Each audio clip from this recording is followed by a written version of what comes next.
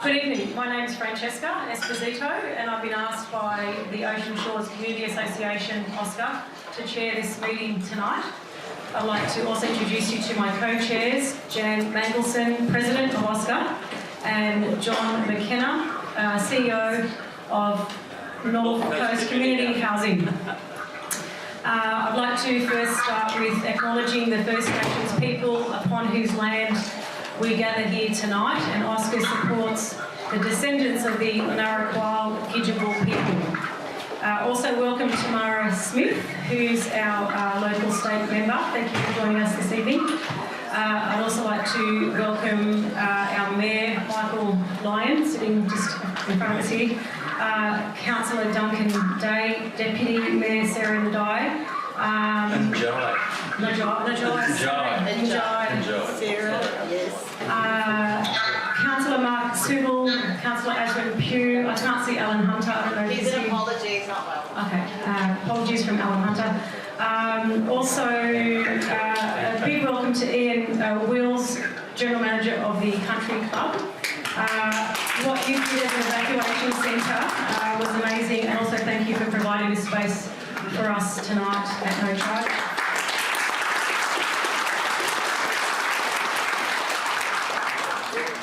Also, apologies from Councillor Summer Bolson, who's isolating with COVID, Councillor Kate Curry, who isn't able to make it tonight, and Councillor Peter Westheimer, also apologies. Apologies in advance for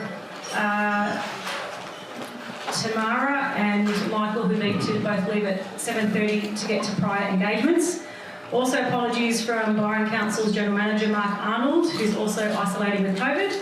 And apologies from Justine Elliott, who had a prior engagement before we rang her for tonight. But she asked us for full feedback and a recording of the meeting so that she can focus on our outcomes from this meeting. You want to mention that the meeting will be recorded? Yeah, in a second. Yeah, get to that. Also, welcome to our video link attendees.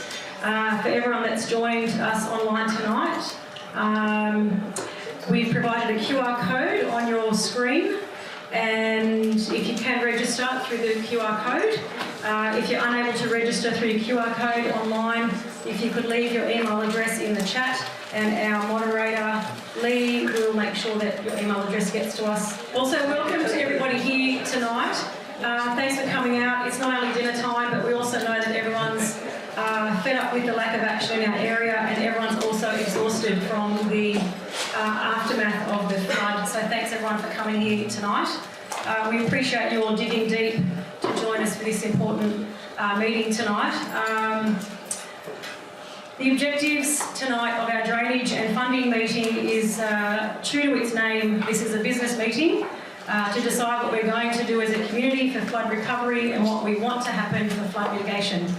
So we have, we're at a crossroads at this point in time. There's two ways that we can go. We can either take class action against council and state government. Wouldn't that be fun? So there's two ways that we can go. We can either go the Lismore pathway, who've reached out for trillions of dollars in government funding, or we can take the Woodburn pathway of a class action. Unfortunately, lawyers take 40 to 60% of class action. Is that right? Right. It's a huge, sorry. The lawyers take a huge amount, and there isn't and there's not a huge amount left in the pocket of the individual. So if we've got our business hats on, we really need to go where the money is. Unfortunately, that's what we're talking about here tonight. So the best pathway forwards that OSCA, the Ocean Shores Community Association, has decided for them, and they represent the community, is to go where the most funding is, and that is to work with council and with government to get the millions of dollars or billions of dollars that we need to recover from the floods and to mitigate the next floods. Because we don't need buckets of money, we need semi-trailers worth of money. A class action would make us all feel better, venting our collective spleen, but it won't grant us enough money to fix the massive problems that we have. The North Byron district, we would like the North Byron district to be included every time the word flood comes up at any level of government. We want Ocean Shores and surrounding villages to be in that conversation. The importance of Ocean Shores and surrounding villages. We make up roughly 10,000 population and about 4,000 rateable houses, which is about 1/3 of Byron Shire's 36,000 people and 15,000 houses. That's Ocean Shores about 6,000, South Golden Beach about 900, The Pocket about 400, New Brighton about 500, Ballina about 300, Llewellyn about 150, and Lyon, who is half are in Byron Shire, half of 200. However, 6,000 ocean shores. 6,000 Ocean Shores and about 10,000 altogether for the North Byron district. Yeah. And OSCA represents the whole North Byron district, all those 7 suburbs, half of Lyon. Unfortunately, the North Byron district has been largely ignored in capital works and capital programs and maintenance programs, including the $1 million that just got granted to the Byron CBD for drainage a few weeks ago, when this funding could have been better spent upstream at Ocean Shores. We are the bathtub, after all. So the approach of this meeting tonight, however, is we acknowledge that council and government has let us down. We know that. I'm not giving council any excuses, however, council also had no funding at the time to get any of the jobs done that we need to get done. Now that we have had a disaster, there is money. This is almost a 3-hour meeting. I invite everybody to please stay focused on solutions and outcomes. Let's keep moving forwards. Let's leave the past behind. I invite dialogue that's constructive, please. We don't actually have time to waste on blaming council, and we have no time to dwell on the past. Yep. Council is here, they've shown up. We have Tamara here, Justin Elliott's interested, everyone's interested. I encourage everybody to please, let's just get on with the job at hand, or we miss out on critical funding. There is a state flood inquiry. Submissions close on the 21st of May. So we've hurried to get this meeting together. We're hurrying to get everybody's flood impact statements. So we actually literally have no time to waste. I personally have been almost full-time on this for 2.5 weeks. So let's focus tonight on positivity, constructive input, and let's be outcome and solutions focused. I'm not minimising anyone's experience, but we actually just need to get some money. Housekeeping for tonight. The meeting is being recorded, so please only say what you feel comfortable to say publicly at a pub. So make sure you give the pub test to whatever you say. We ask that you please keep your questions and ideas until item 27 in the second half of the meeting. We have lots of information to share with you first before we can have a discussion about it. We also have a Q&A time at item number 15. We have a 10-minute break about halfway, and if we're galloping along and doing well with time, there's another little 5-minute slot where we can have another break. The bar and coffee machine are open for the whole evening till about 9 o'clock. So they will be open for our 1 or 2 breaks, and we do have sandwiches for sale, which will go towards paying for the flyers that we use, the yellow flyers, to get them printed. We didn't get them for free. So the sandwiches are helping us to pay for some expenses.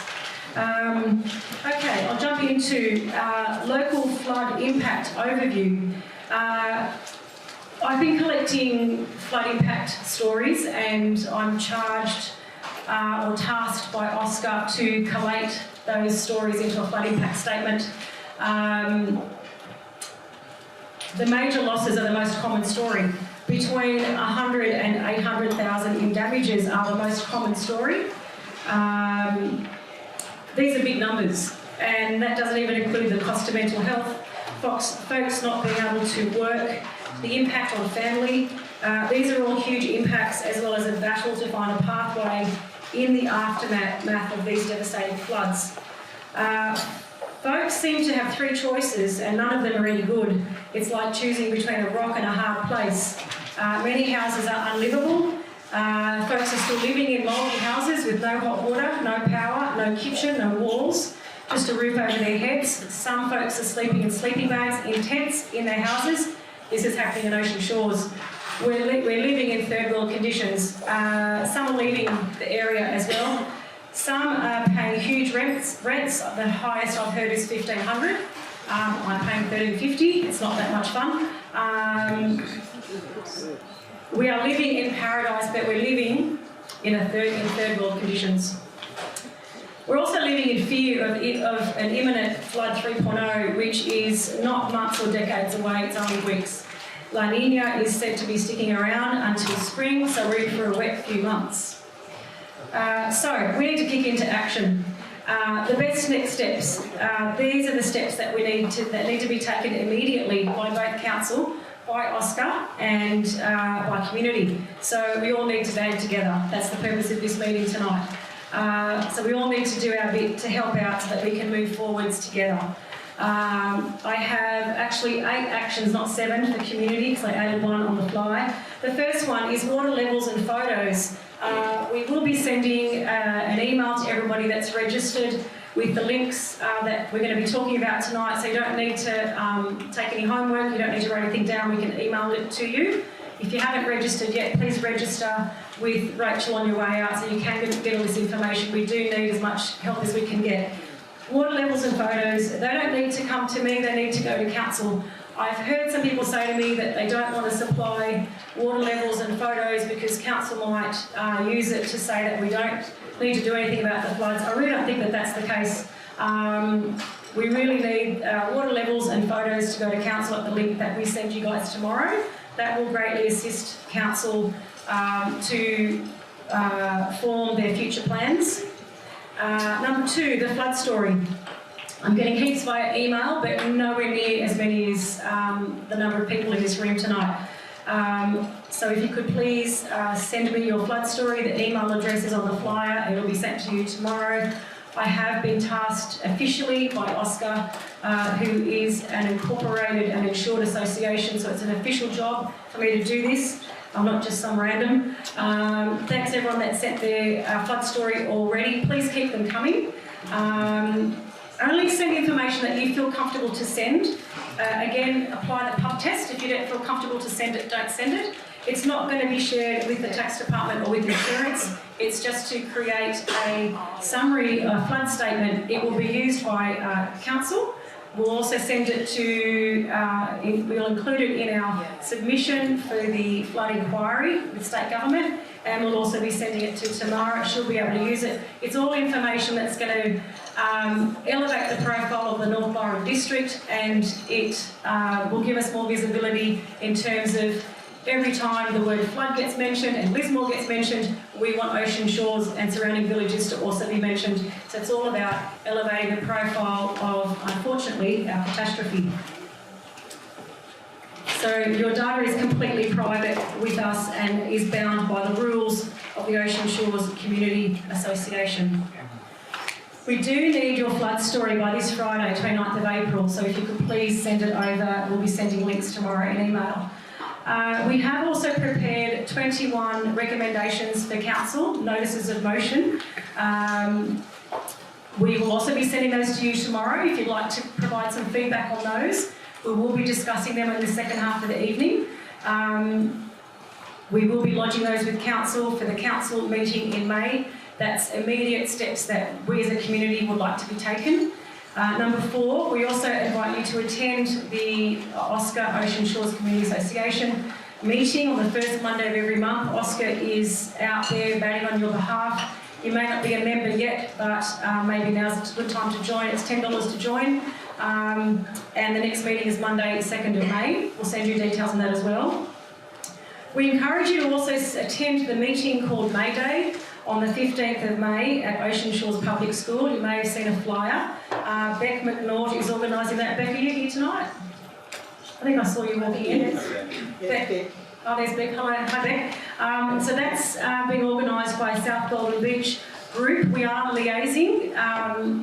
Flood response and flood mitigation is a big job, so we can't tackle it in one group and in one, certainly not in one meeting. So we encourage everybody to go to the Ocean Shores Public School meeting, and that meeting is going to be more about preparedness, how to signal each other. I don't know if we'll be talking about we can get sandbags.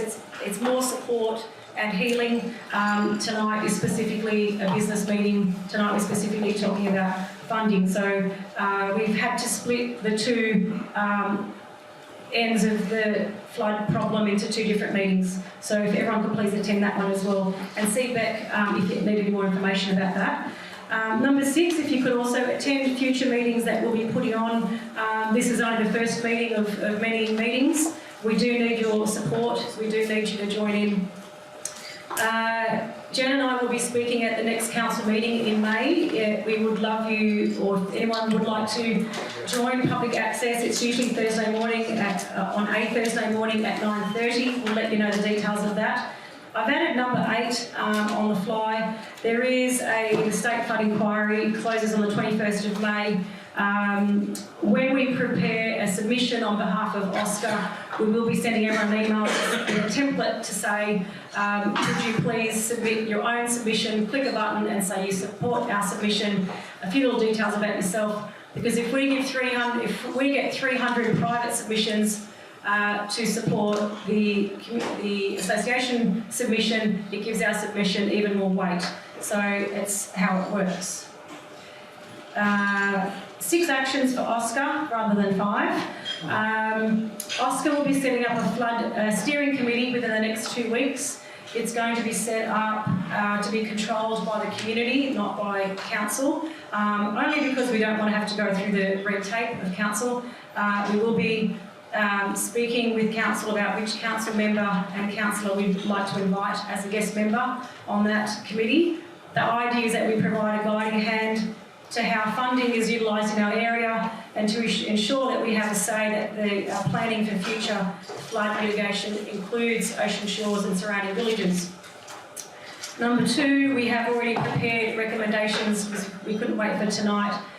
21 recommendations. We've had to work really hard at preparing those, and we'll be speaking at Council Public Access in May about those recommendations. Number 3, we'll be requesting to meet with council flood staff.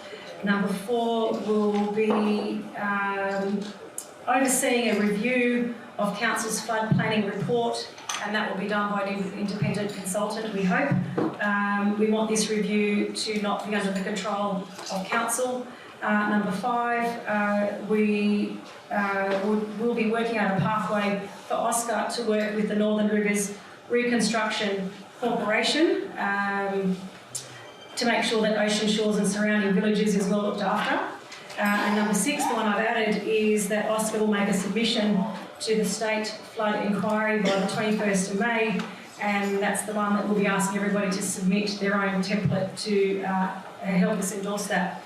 5 actions for council after tonight are 4. Firstly, we want to know from council an immediate flood response. We want to know which actions can be done straight away. For example, can council be dredging waterways or opening outlets, cleaning storm pipes, repairing sewer pipes, fixing pumps, or seeking additional rental grants for residents who've had to move out of a home and paying high rents, including me. Number 2, we're asking council to engage with the OSCA Flood Steering Committee, which will be set up in the next couple of weeks.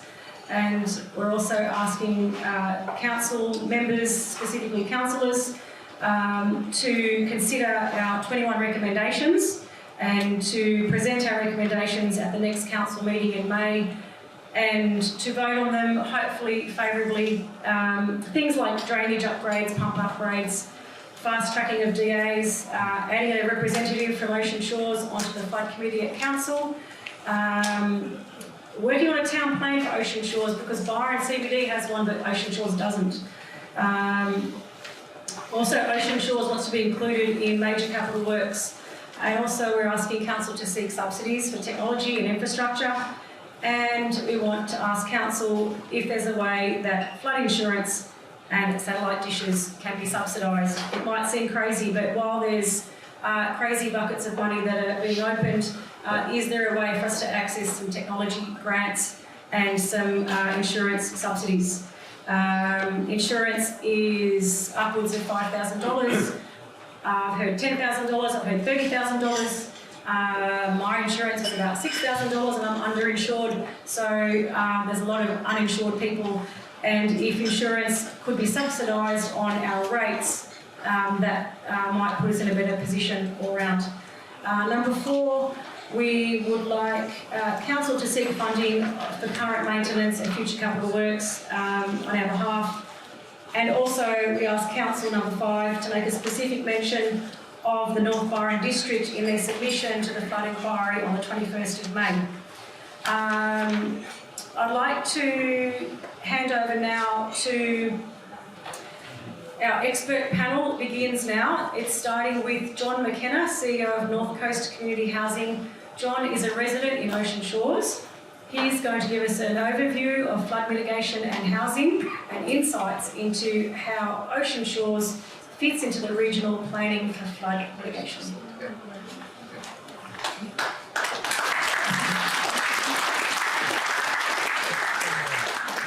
Look, as Francesca said, I'm CEO of North Coast Community Housing, and as an organisation, we lost our Lismore office, and our Lismore office was built in 1968 by AMP above the 1954 flood level. So as you come out of our car park, there's a little traffic light label that shows the 1974 flood level, about 3 feet down from the bottom of the slab. We had over a metre in our first floor office, so our whole office has been wiped out. Probably around about $1 million to make good, to rebuild. And all we've done so far is spent about $100,000 stripping it out, like nearly everybody else at Lismore. So we also had about 115 of our properties impacted across the 2 floods.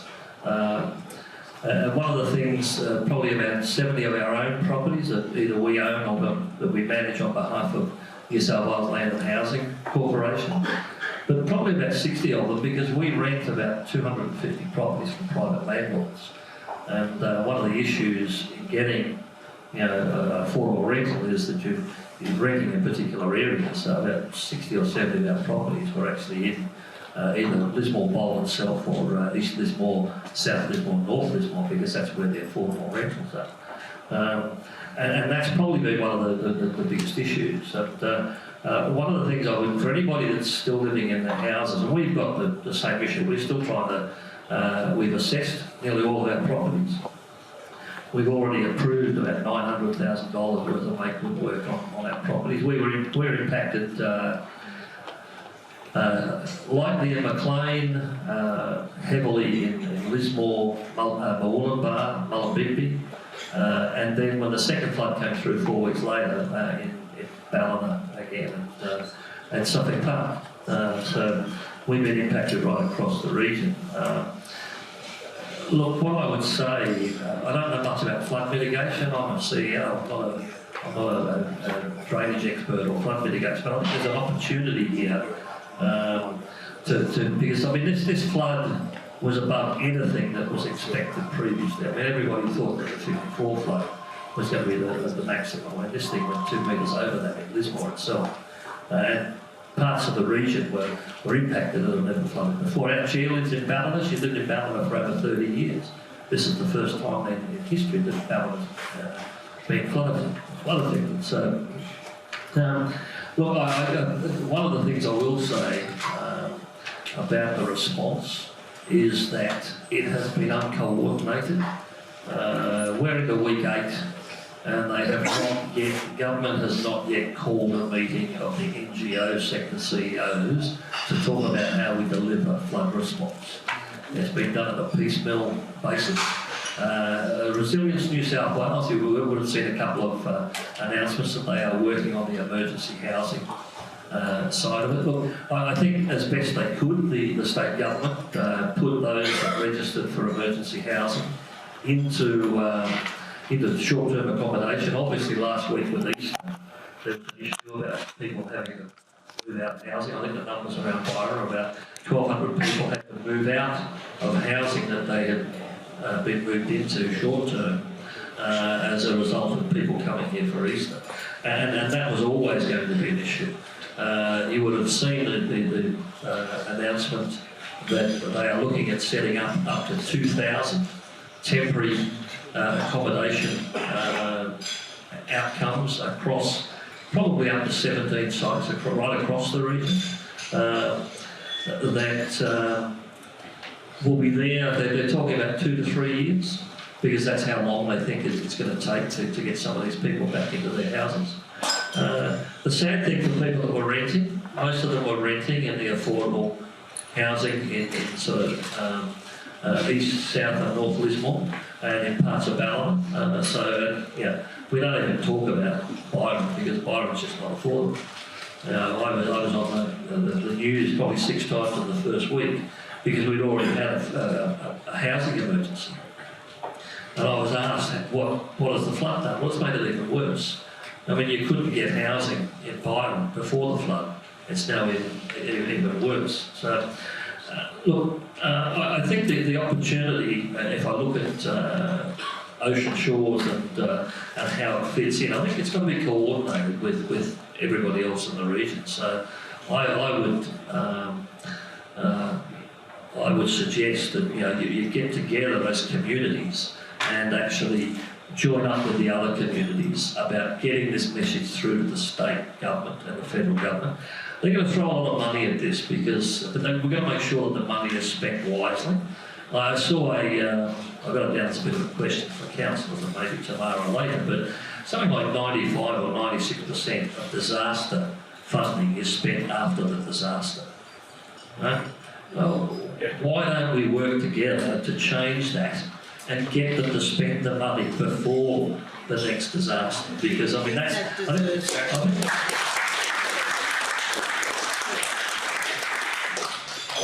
because I think they will listen this time, because it's been so devastating. So I get a little bit emotional. It has been. And there are many people in this room. There are, and one of the things, because there are no housing outcomes, we are seeing people, and Francesca said it, we're seeing people sleeping in houses that are uninhabitable and unsafe. Full of mould. The houses have been made unsafe. They're probably going to cost. I mean, I've seen bills coming through for about $90,000 on some of our properties to strip the walls out and then reline them and get them, floor covered kitchens and stuff like that. So, we were fortunate. We are insured, so this is all covered by insurance. But I mean, there's a lot of businesses out there. There's a lot of individual householders that probably didn't have flood insurance, and I think the case has to be made, and I agree. I mean, North Byron keeps getting forgotten. I mean, Billy Nudgell and Ocean Shores and South Golden Beach, I think, flooded in 2017 as well. And that's one of the things in Lismore, that flooded in 2017. The first time since they put the levy in, that they topped the levy. We've had 5 years to work on that, and nothing was done. I think the opportunity now is to raise the issues that need to be fixed in North Byron and get Tamara as our local members' support and the council's support to actually ask for the money that is going to be there. Here's the thing, if you don't ask for it, you're not going to get it. So we should be looking at what a coordinated approach is to actually ask for that money. Because if we don't ask for it, it is going to go to other regions. Lismore's got a great case. I mean, I don't know how Lismore's going to come back from this, because there's not a business in Lismore CBD that has not been impacted by this, or North and South Lismore. I mean, we thought we were safe. Our flood mitigation we're above the 54 flood until we get a flood that's 2 metres over, and we will have flood 3.0.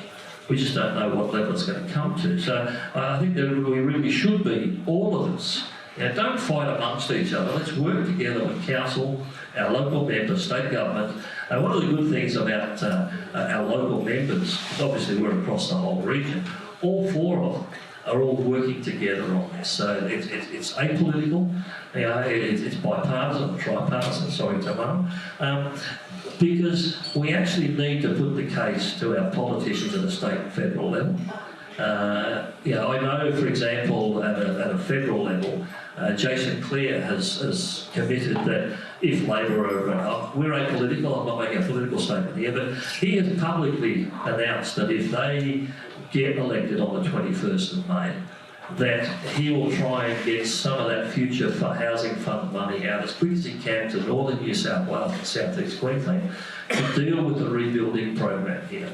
Because one of the issues we have is we don't have enough social and affordable housing here, and that needs to be addressed, and that's what we think that future fund will help us do. There could be $200 million coming into our region in new funding for housing. We need to make sure that we're ready for that, and we're putting up our case.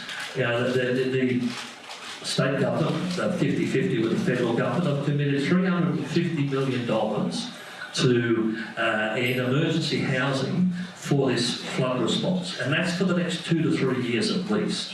If you look at what happened with the bushfires, there's still people living in pods from the bushfires 2 years ago. So, and the last thing I'll say before I hand it back is anybody that is living in poor housing, or you're living in an uninhabitable property, register with Services New South Wales for emergency housing if you haven't done it already. Because these community villages that are going to be set up will be housing people for that 2 to 3 year period, or until their houses are fixed and they can move back in. But if you are not registered, you won't be. How are we going to know who needs housing if you're not registered? So if you're one of the people that Francesca said was sleeping in your house in a sleeping bag, in a mouldy house, register. Because then you will come up on the list as these villages are rolled out for temporary housing for up to 2 to 3 years, so that you can rebuild your house and then move back in when it's when your house is rebuilt. Thanks.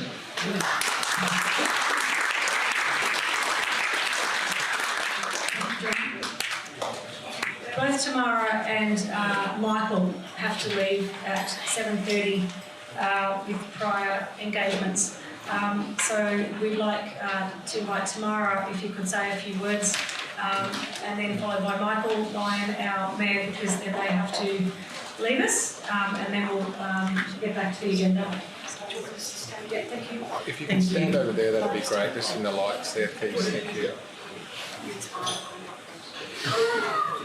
Thank you very much, and I also want to acknowledge the Aboriginal custodians of this land, the Wrapup and Ballina people, and pay my respects to them and their elders past, present and emerging.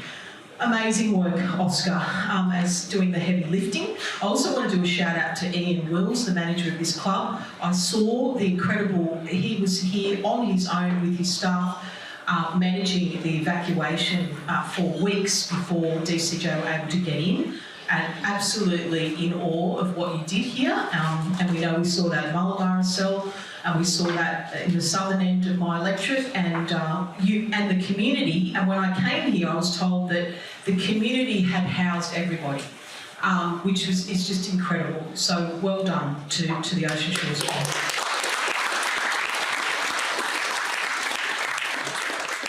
Look, so I don't have long, but I just want to say that if you are in a situation that you're overwhelmed by, please reach out to my office. Francesca will give you my email, because that's all we're doing. All we did was COVID before this, but now that's all we're doing is making sense of these packages of money that the government is announcing. Each week there's new bundles, and navigating some of that. So I'm just going, so please don't think this is the end of the conversation.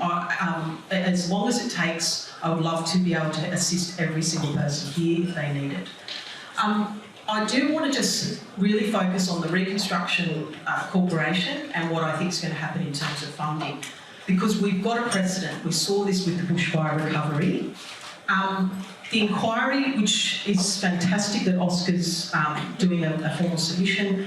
Can you hear me all right? Sorry. Yeah. Based, and all of your flood impact statements, etc., and I will use that as well. We're doing a massive push to get as many submissions as possible. But what I think will happen with the okaying for the inquiry is that there will be thousands of submissions, and it will be very overwhelming in terms of the need of our community, in terms of future proofing, adaptation and mitigation. And it's going to be a colossal bill. And I think what will happen is that the government will go, whoa, we can't possibly do all of that. So what they'll do is put out grants. And what we saw with the bushfire recovery grants was a lot of crazy stuff.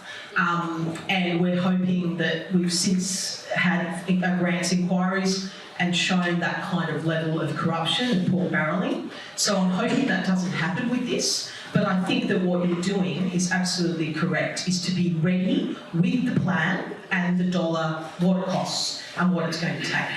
And please know that in Ballina, for example, there's about 580 drains that have not been cleaned or cleared for about 50 years. And farmers' crops are regularly destroyed by on the floodplain because of that.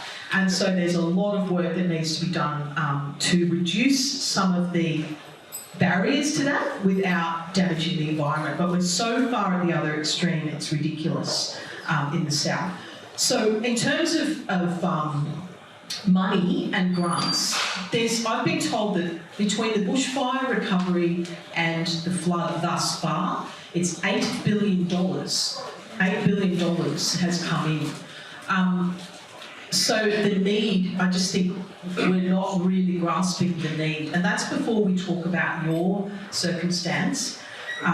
So I echo what John has said about registering with Service New South Wales. Even if you think you don't want to live in a shipping container in Wallingbar, or whatever it ends up being at this end, it could be somewhere that you can put some of your things. Please take advantage of that and register. Even though I know so many people, everyone says someone else is worse off than me and they don't want to be a burden, please do be a burden, because you don't know when you're going to actually need these supports, and you can come on to that. But please do that. You can always say no rather than just wait and think you'll be okay. So really, I think that's all I want to say about the Reconstruction Corporation. The submissions is a huge, huge thing. We've got to have it on the record of what has happened. And then adaptation, the only thing I can say is that being with the Premier at the announcement, meeting the new CEO of the Reconstruction Corporation, I was gobsmacked to hear phrases from a Conservative Premier like intergenerational resilience. I believe that they're saying all the right things in terms of what we're going to need to do to future-proof our communities. But the devil is in the detail, and we're going to have to just keep holding them to account.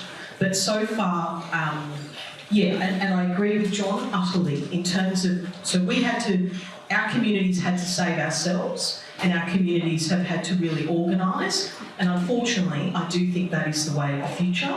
I think this idea of paternal governments is declining, and it's up to us to demand the resourcing and the empowerment to actually look after ourselves in a warming planet and with the future coming towards us.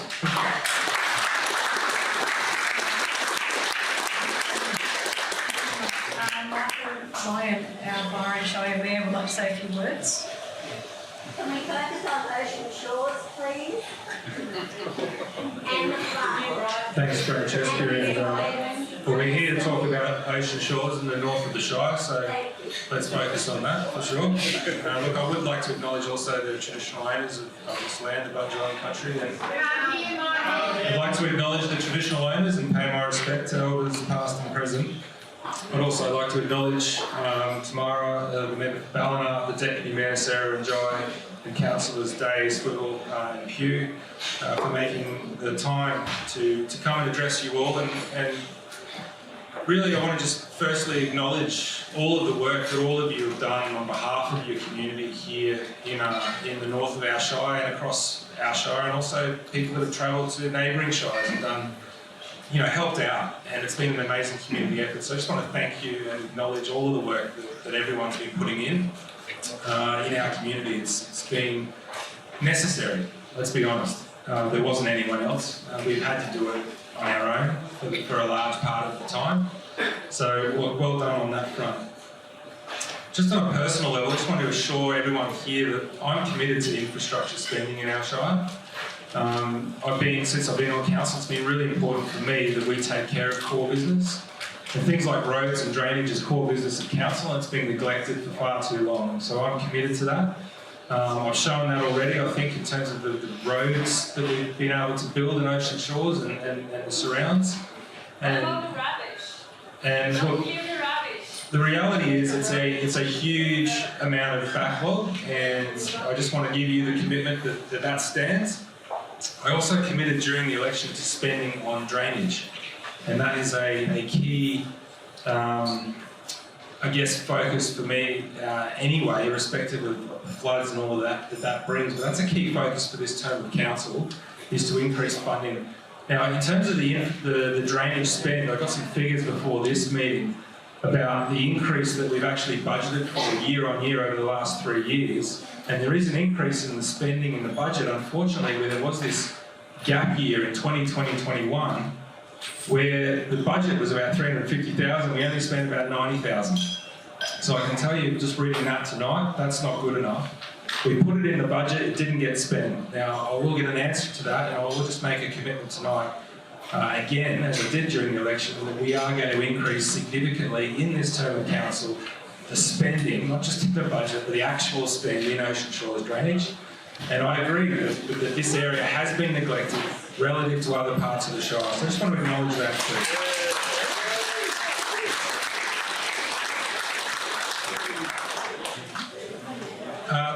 In relation to the document that you sent through, which is 14 pages and 21 notices of motion, staff did give you some answers tonight.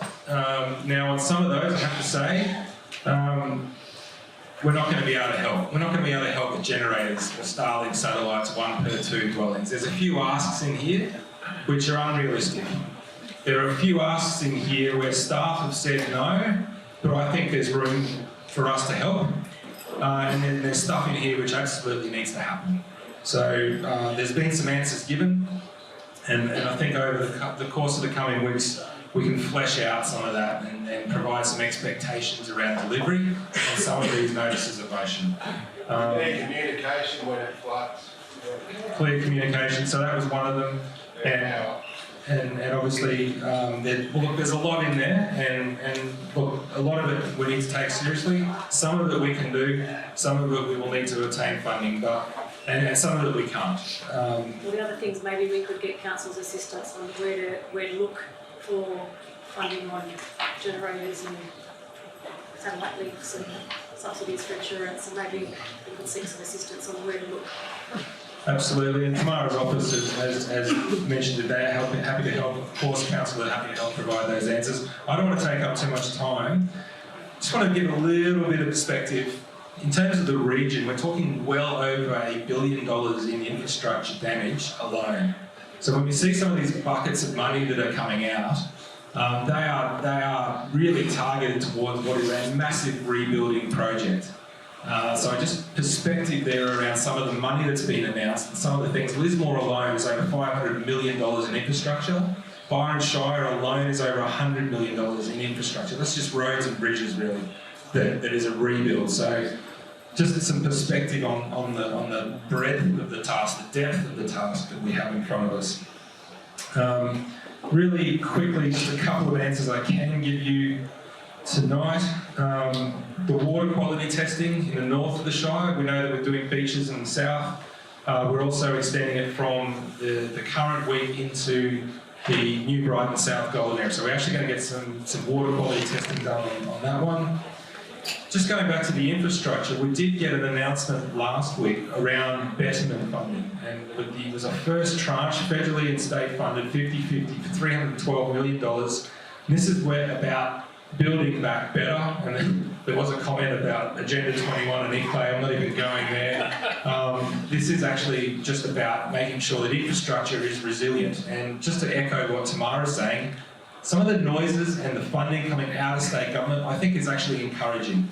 As someone who's, I consider myself a progressive, watching a conservative government respond to this crisis, I think what they're saying is good, what they're delivering in terms of funding in the budget is good. It is our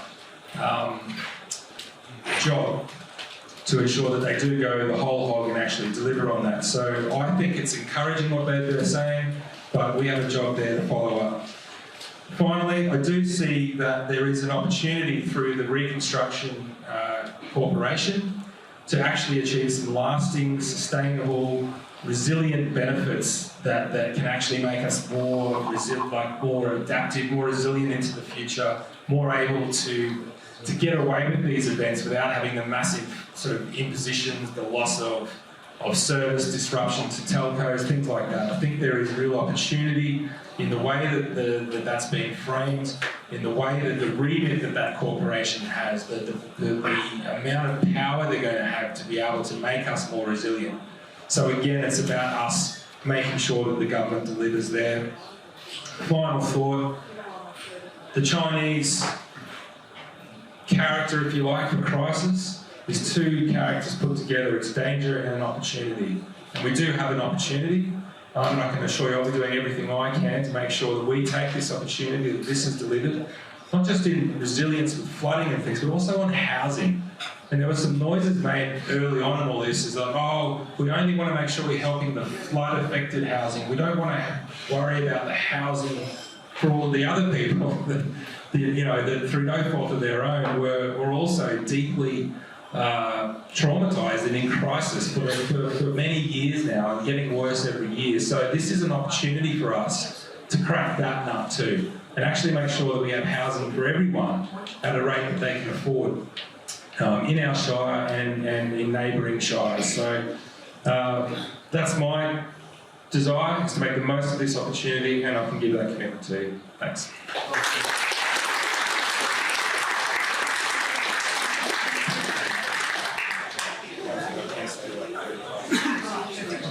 Thank you. I can stay a bit later. Angie, I think we have someone else waiting to get in. Yeah, done. Sarah Ndiaye, our deputy mayor, has to also leave. You need to leave at 7:45. Would you like to say something now? Is that pretty on the spot there? That's okay. Sarah needs to also leave to prior engagement at 7:45. Yeah, school goes back tomorrow and I have a ton of work to do, but I'll try and stay as long as I can.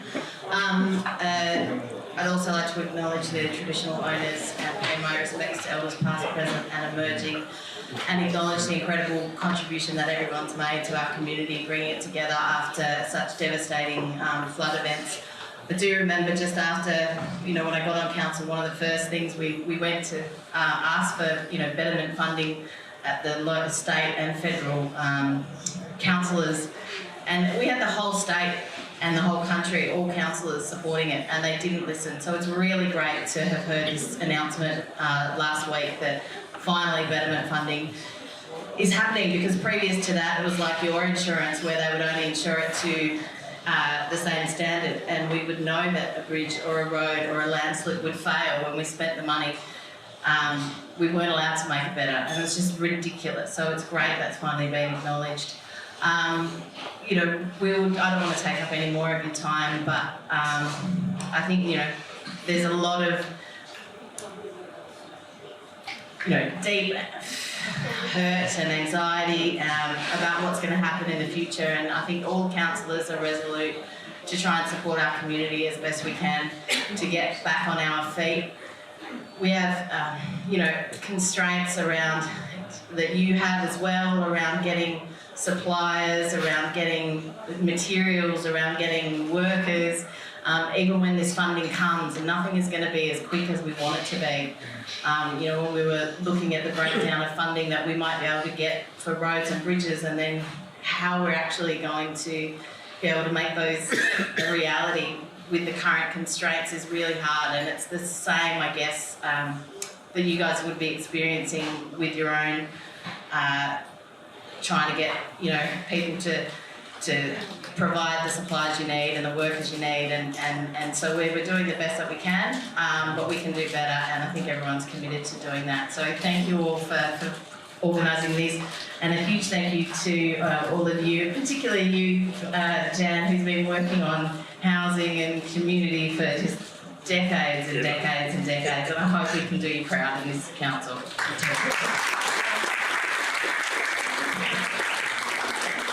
Not have that privilege, and what the people of Ocean Shores are saying to us loud and clear: open up the outlets and let the flood waters out.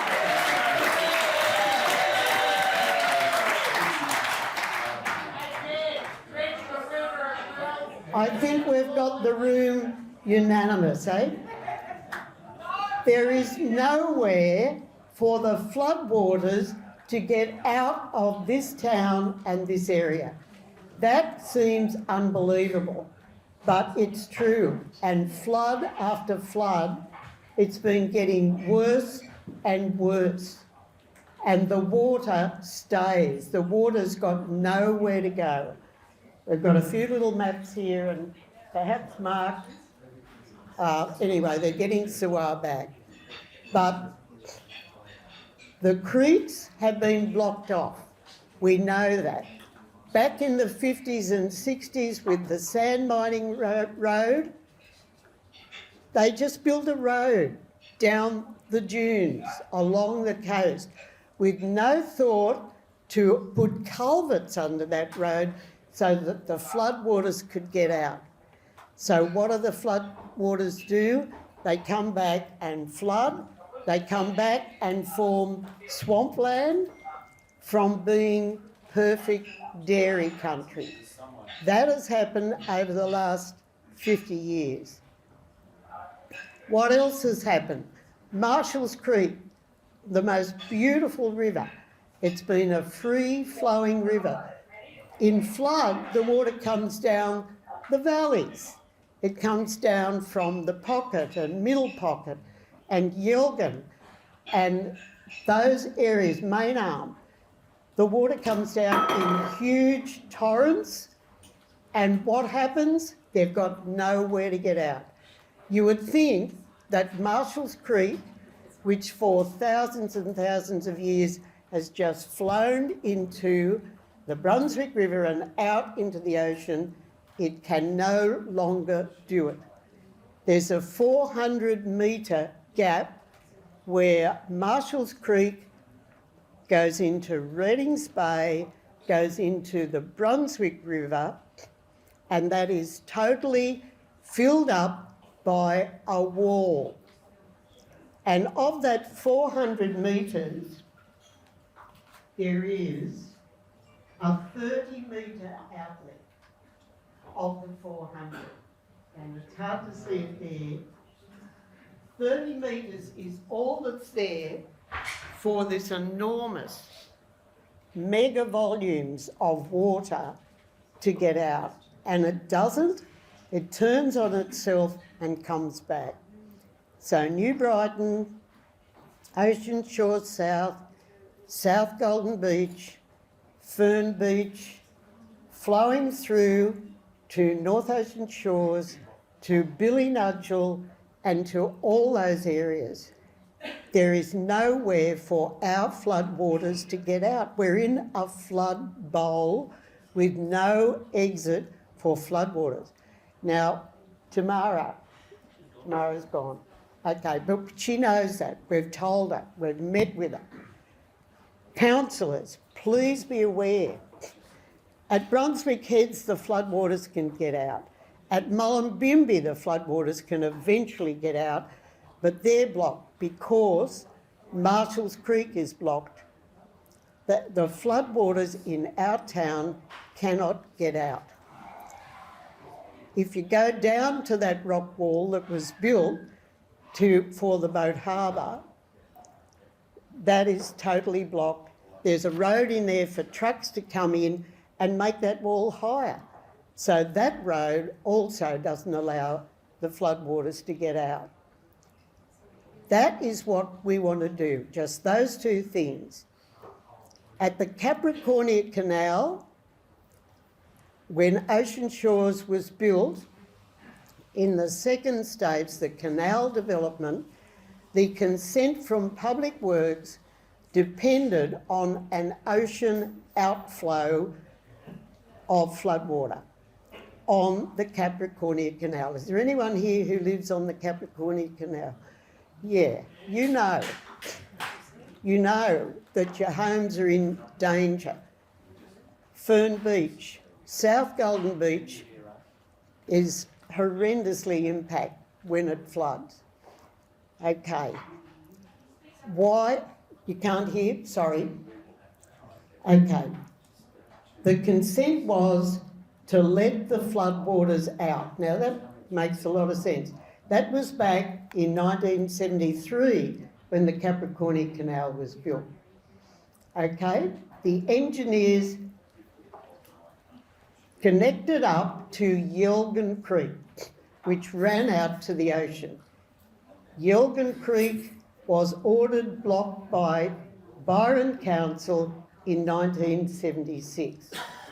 And the developers of Ocean Shores, Princess Properties, said, hey guys, if you do this, you will flood the people of Ocean Shores impacted by the floodwaters being unable to get out, especially the people around the Capricornia Canal, because all that happens in the Capricornia Canal is the dirty water flows backwards and forwards and gets worse.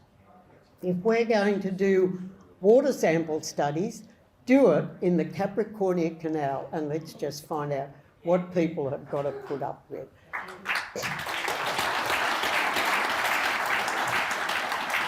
Councillors, please listen to us. We want those two things. We want the Capricornia Canal outlet opened.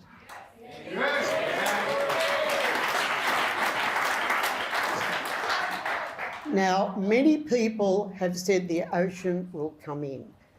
Wrong. And we'll get Ziwar when we can finally hear him. But not only that, our own staff have said that if there was some kind of an inlet coming from the ocean, it will go down to the Brunswick River because the water level in the Brunswick is lower than the water level behind the dunes at Llewellyn Creek.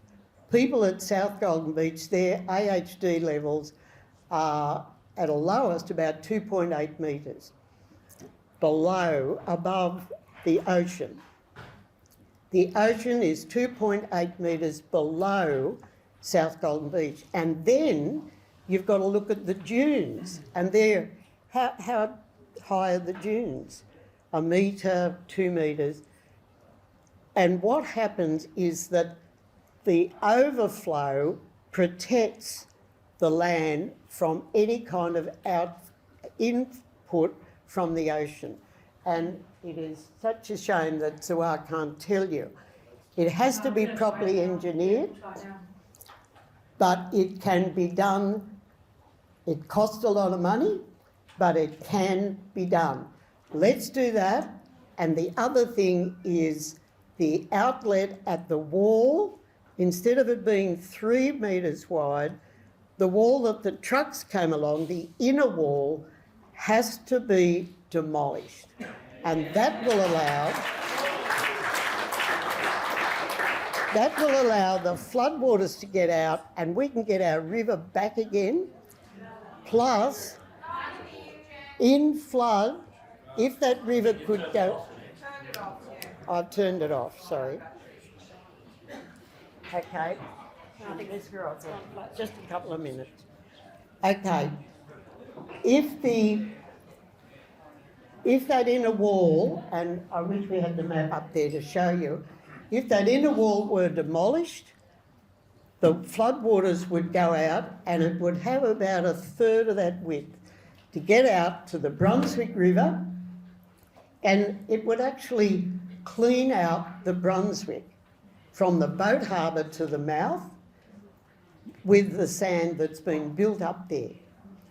We asked Council for figures to ground truth what we were talking about, computer modelling, and they did a model which said there would be no difference for what we were asking, but they forgot to factor in the siltation of sand over 50 years. If you look at the river from a drone, it's just a sandbar. That's what we've got to stop. So, councillors, please hear us.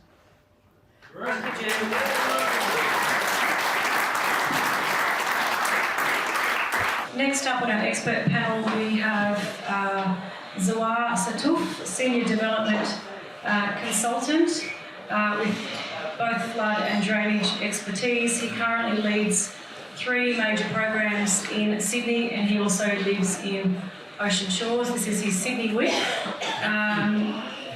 Hi Ziwar, can you hear us okay? Oh, we can't hear Ziwar. We can't hear you. Can you hear us okay? We did test the equipment at 5 o'clock and it was working. If it doesn't work now, we're going to queue in Ziwar. If it doesn't work, we're going to get Ziwar. Oh, are we getting Ziwar on my phone? Yes. Yep, okay, we're getting Ziwar on my phone and we're doing old school style. Ziwar, we're going to put you on the microphone on my phone. Hello everyone, can you hear me? Can you hear that? Wow. You're on speakerphone, don't say anything bad. So anyway, this is Ziwar. He's a resident in Ocean Shores. This is his Sydney week, that's where I was up to. There was a flood planning study commissioned by Byron Council 18 months ago. The core report was 200 pages long with 30 additional components, and overall it produced 24 outcomes. We've asked Ziwar for his independent thoughts on this report and also to give us a quick overview of the 24 outcomes in plain English. I only received the report myself 3 days ago, which I passed on to Ziwar. He's done some quick reading over the weekend. I'm not sure if you've read the whole report, Ziwar, but he's going to give us his thoughts on the report. So Ziwar, you're on now. Francesca, that's great. You can all hear me now? Yes, thanks Duncan. Okay. Awesome. That was a smooth intro, Francesca. Thank you. So Francesca's provided or asked of me to review the Byron Shire Council floodplain risk management report. Yes. I actually want to correct you, Francesca. Yep. The study was started in 2016 and it was known as the North Byron Flood Study. Yep. That was completed by BMT WMB, which is a flooding consultant or drainage consultant in the area, I assume. This report was then peer reviewed twice by WNA in 2018. Yep. The findings of the peer review state that the assumptions in the report are actually quite reasonable, though there is a few areas for minor improvement in terms of modelling assumptions. But all in all, Council has done a pretty good job at commencing the flood study. It is a huge task, and I can say that from experience, as I'm working on 3 major redevelopments in Sydney, which are over 200 hectares in total, and all of them contain large drainage corridors within the developments, similar to what was just explained that was filled in just now. So in terms of the summary of suggestions and the next steps we need to take, Council has actually, or WMA, the consultant, has actually done a pretty good job at providing 24 suggestions in the what's known now as the floodplain risk management study, which was a continuation of the North Byron flood study. In summary, if we're to respond in the immediate, it needs to be response on the micro level or the macro level, meaning we need to either waterproof houses through revised construction methodologies and or additional implementation of I guess, floodgates or whatnot. I can't speak to specific solutions right now with my limited review time and knowledge on house construction in floodplains.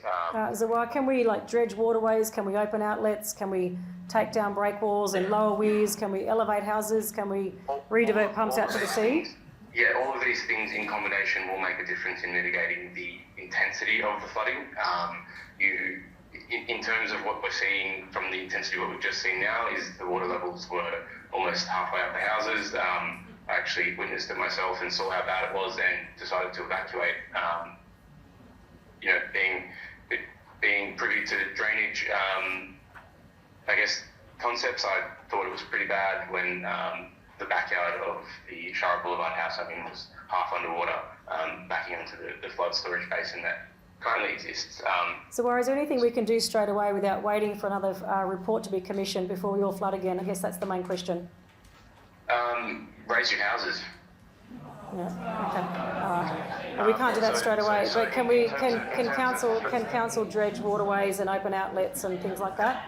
That will assist in certain areas. The flood study that they've completed is over a huge area, it's almost unfathomable in terms of it's a large area. So if you do dredge waterways, what was found in the reports is that the waterways were, if they were to be dredged or remodelled in a dredged scenario, then it would improve the areas of Brunswick Head and Mangleson and actually affects the areas upstream of South Golden Beach and Ocean Shores. So in terms of determining a solution for South Golden Beach and Ocean Shores in the immediate, unfortunately we do need to further the studies that have been commenced thus far. So specific mitigation measures like increased detention or compensatory cut in the land form to allow for floodwaters to sort of sit below roadways and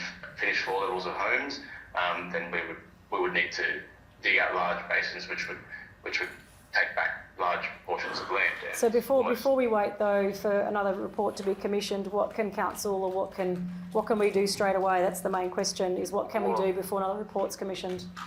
Because obviously the report's out of date. We need to feed new flood data into it, but that's going to be a lengthy process. What can be done before that report's finished? We need to work on a response plan.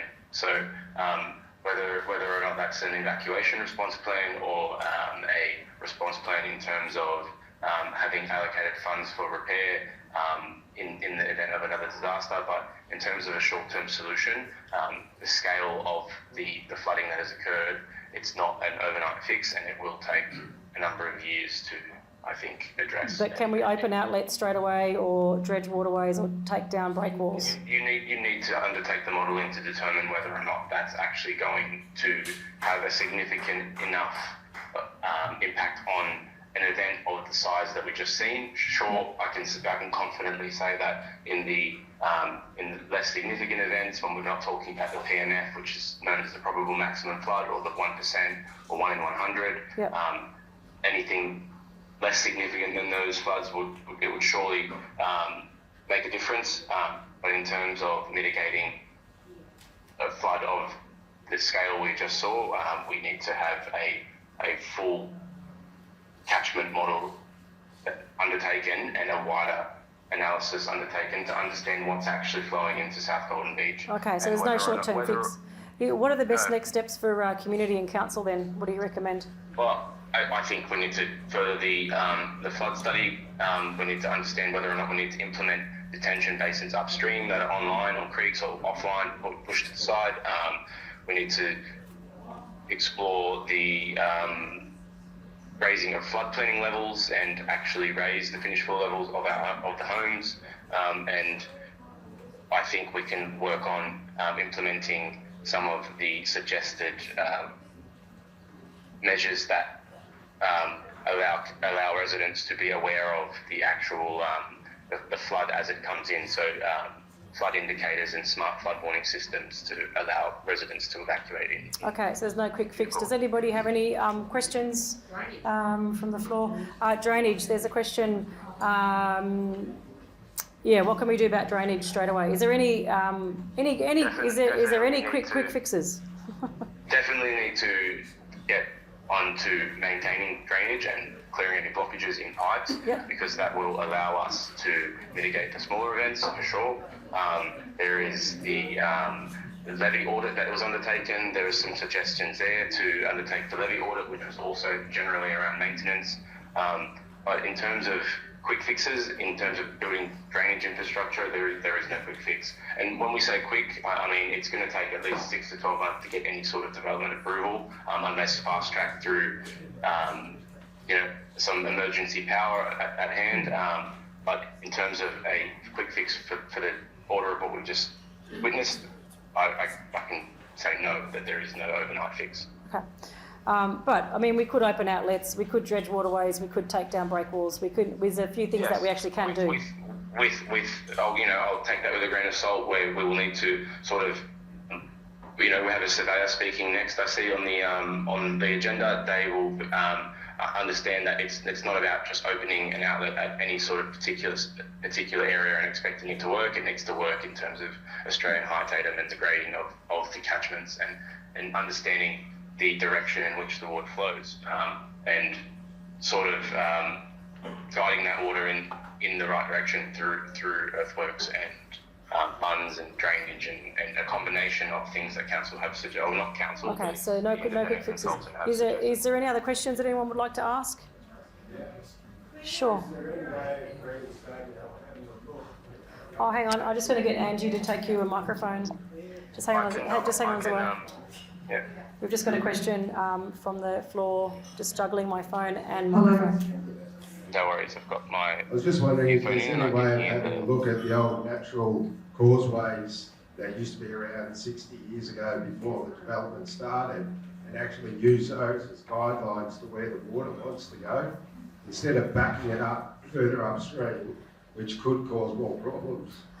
Again, Did you hear that question, Ziwar? Is there any point in us opening the original outlets that were there 60 years ago? Is there any point in doing that? Is that your question? Yeah, the natural flow of the land, how it used to be, was how it naturally worked. We've gone and played with that, so it's not working. So maybe if we have a look at how it used to work, maybe we can find some solutions other than backing it up further up. I think what Ziwar is saying is that will take the study that was undertaken is out of date now, and we need to input new flood data into it. I think we've got footage of what this area looked like years and years and years ago. Exactly. Before there were houses, before there were roads, all that sort of stuff. I think we could have a look at how it used to work and maybe try and go along, use that as a guideline. Like it's pretty simple. Well, we've sort of filled in. What's that, Ziwar? We filled in the creeks where it naturally flows 60 years ago. Yeah. Meaning we need to work on that trapped low point and implement detention in that area. Yeah. But to do that, you need to eliminate houses to accommodate that large amount of volume that we've just seen, and we don't want to do that as our first. Yeah, the creek bed of Billy Creek is now Redgate Road, Helen Street, and and which one? Redgate, Helen, and Calora Way. That they used to be the bed of Billy Creek. So I hear what you're saying, but we've already filled the natural causeway in. Isn't that the problem? Yes. So I think, and that's what Ziwar is saying as well. Cleaning in the 1960s. Apologies if I'm not referring to the exact area that you're referring to.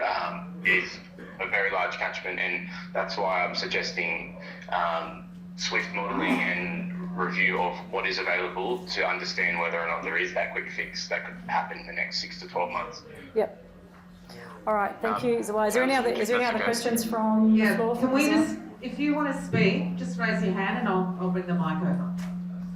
One more question. Even in the last 20 to 30 years, you can tell if you go to New Brighton shop, across from the shop, the width of the river there was like, I think 4 times the width of that, and probably a lot more than that back in 60 years ago. So that's all the sand built up. You used to be able to go down the river in a tinny from South Golden Beach to Brunswick, but now you can hardly get it. Like you have to pull the boat along because it's only like ankle deep along there. There's so much, silt in the river that you can't. The river is just blocked. It's just not working like it used to, and it's just not flowing at all. I think that's we just have one. So Ziwar's just giving I've asked him to give us an independent review that's outside of council, outside of OSCA, outside of all of us, just an independent review. He's a local resident. He almost flooded. He doesn't want to flood next time. I think what he's saying is we, as humans, we've interfered with the natural course of water. That's obvious. He's saying that we can't just go and open up outlets willy-nilly. There is a prior report that's 18 months old. It's out of date. We now have flood data that we can feed back into it, and there needs to be a new updated report. Is that what you're saying as well? Yes, and it needs to be a combination of river dredging and increased detention and improved drainage and improved maintenance regimes, and all of that in combination with one another can result in a more ideal outcome if we are to flood again. If the rivers have reduced in capacity over the last 50 years, I apologise I'm not privy to that. I haven't been a resident for very long. I've been there for 3 years only. So if we were to dredge those rivers immediately and regrade those creeks to flow away from the shops and houses, then yes, that may stop us from flooding. But in terms of doing that overnight, that won't happen, and it'll require at least 6 months of approvals. So it may not be done prior to the next event, but it is something that is definitely on the radar, and that is one of the 24 recommendations in the WMA report. So it is there. Is there any more questions? Can I just say, I think everyone is here for the long haul, and we sort of want to work it out for our kids and their kids and stuff like that. So, you know, we've got to look at all these different things. Yeah. We can't keep backing the system up, because we're going to get more and more water. We all know that. Yeah. And there's, for a quick fix, the rock wall down at the bay, what's the bay called? Llewellyn's Bay. Is that, I mean, for that to be taken away, I think that would aid in the water flow. I mean, no quick fix is going to work, but entirely, but there could be quick fixes that might help, which is what you're looking at, which is fantastic, and not having to go at you or anything like that. And there's a lot of maintenance that council has dropped the ball on, and we know that, and Tamara's even confirmed that. So even if storm drains, storm pipes are cleaned out and sewage pipes are repaired, there's sewage bubbling up in backyards of ocean shores, even if council was to jump on the maintenance, that would make a big difference. Is that right, Ziwar? In the smaller events, yes. Just for the smaller events, yeah. I'll run to our next question. I'd like to say I'm a long-term local. I was born in Mullumbimby in 1959. I've lived there all my life. I lived beside the Federation Bridge. Now, as kids, we could jump off the Federation Bridge. It was 8 to 10 foot deep there. The river is silted up. You jump off there now, you'd break your ankles. As a kid, in the 60s, there was a dredge sat beside the Massey Green Caravan Park, and they were dredging the river back then. And so this is the 60s. So the dredge got taken away, the walls were built, it's silted up. It's not rocket science. Take the wall out between Harry's Hill and Readings Bay, the little low one that they built to take the rocks out there, take that out, and that'll deepen that, and the water will be able to flow out. And as Jan said, there was ocean outlets. There used to be 2 that used to blow out every time there was major flood events. Yes. The sand mining road, stop that. Take the sand mining road out, or just open up, look where the water flows to the closest point, make a channel. Surely you can build some type of concrete barrier through with flaps at it. Open up when the water's got to go out, and then close up when the surf can't come in. It is not rocket science. It would solve so much of the problem. The first thing you need to do is dredge the bloody river from Mullumbimby through to Brunswick Heads, and do it now. Like, as kids, we used to jump in the river at our place. It was 8 to 10 foot deep at low tide. I tried to take my tinny up there 15 years ago. I couldn't get up past the old family home, which is on the way out to Main Arm as soon as you cross the Federation Bridge. The problem is siltation, and no one's going to do it. Ziwar, Ziwar, can you still hear me on the microphone? If there's one action item tonight, can we at least ask council to dredge the waterways? Is that a minimum? It's a suggestion in the report that has been produced by the independent consultant. So, so dredging doesn't require any more reporting or any more consulting. We can just do that straight away. Well, you would need to have consultants and approval documentation in place, which we can't destroy the cladding frameworks. I mean, we can do it overnight if we have Zawar's not a politician, guys. He lives here, right? What was that? Sorry? I said Zawar's not a politician. He lives here. He doesn't want to flood next time. He almost did. I wanted to take a step back and just clarify, Ziwar, what your qualifications are and where you're from, and if we could also have everyone in the expert panel just stating that really clearly up front, because I know it was introduced before we went on break. Might not So I'm a development consultant with a civil engineering background. Yeah, it's actually in the agenda what everyone's qualifications are. So if you can see the agenda, you can see everyone's qualifications. Who's next? And we're all volunteers, so I was not being paid to talk tonight. He's spent all long weekend reading the report that I sent him on Saturday, and he's read it for us. So he's actually just trying to help us out. Yeah, any other questions?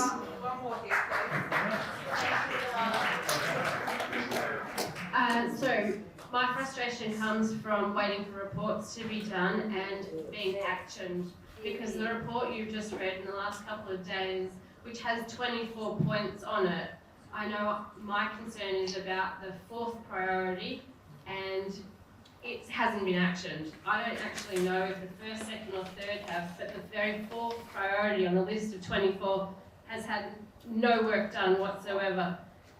Just to clarify, none of the 24 points out of the report were actioned because council didn't have any money at the time. I'm not giving them any excuse because I've lost everything, so I'm not on council's side. I'm just saying none of the actions from the report were ever actioned because council didn't have any money. But now that all eyes are on Northern Rivers and there's buckets of money, we're still filming, aren't we? There's buckets of money available, maybe those 24 points can be done. And if they're not done now, they'll never be done. So that's why we're rallying around, we're gathering the troops and we're making sure that all levels of government hear loud and clear what we want done. That's why I've got Ziwar to read the report independently. And what he's saying is that there's no quick fix, but we could be dredging, and there's a few things that we could do. Council could be undertaking the maintenance that they've failed to do, again due to lack of funds. So I'm not giving council an excuse, but there's a reason why it hasn't happened. But if we beat up on council, we'll get nothing done. Let's just work together and be very clear about what we want done from tonight, which is dredging at least. Is that right, Ziwar?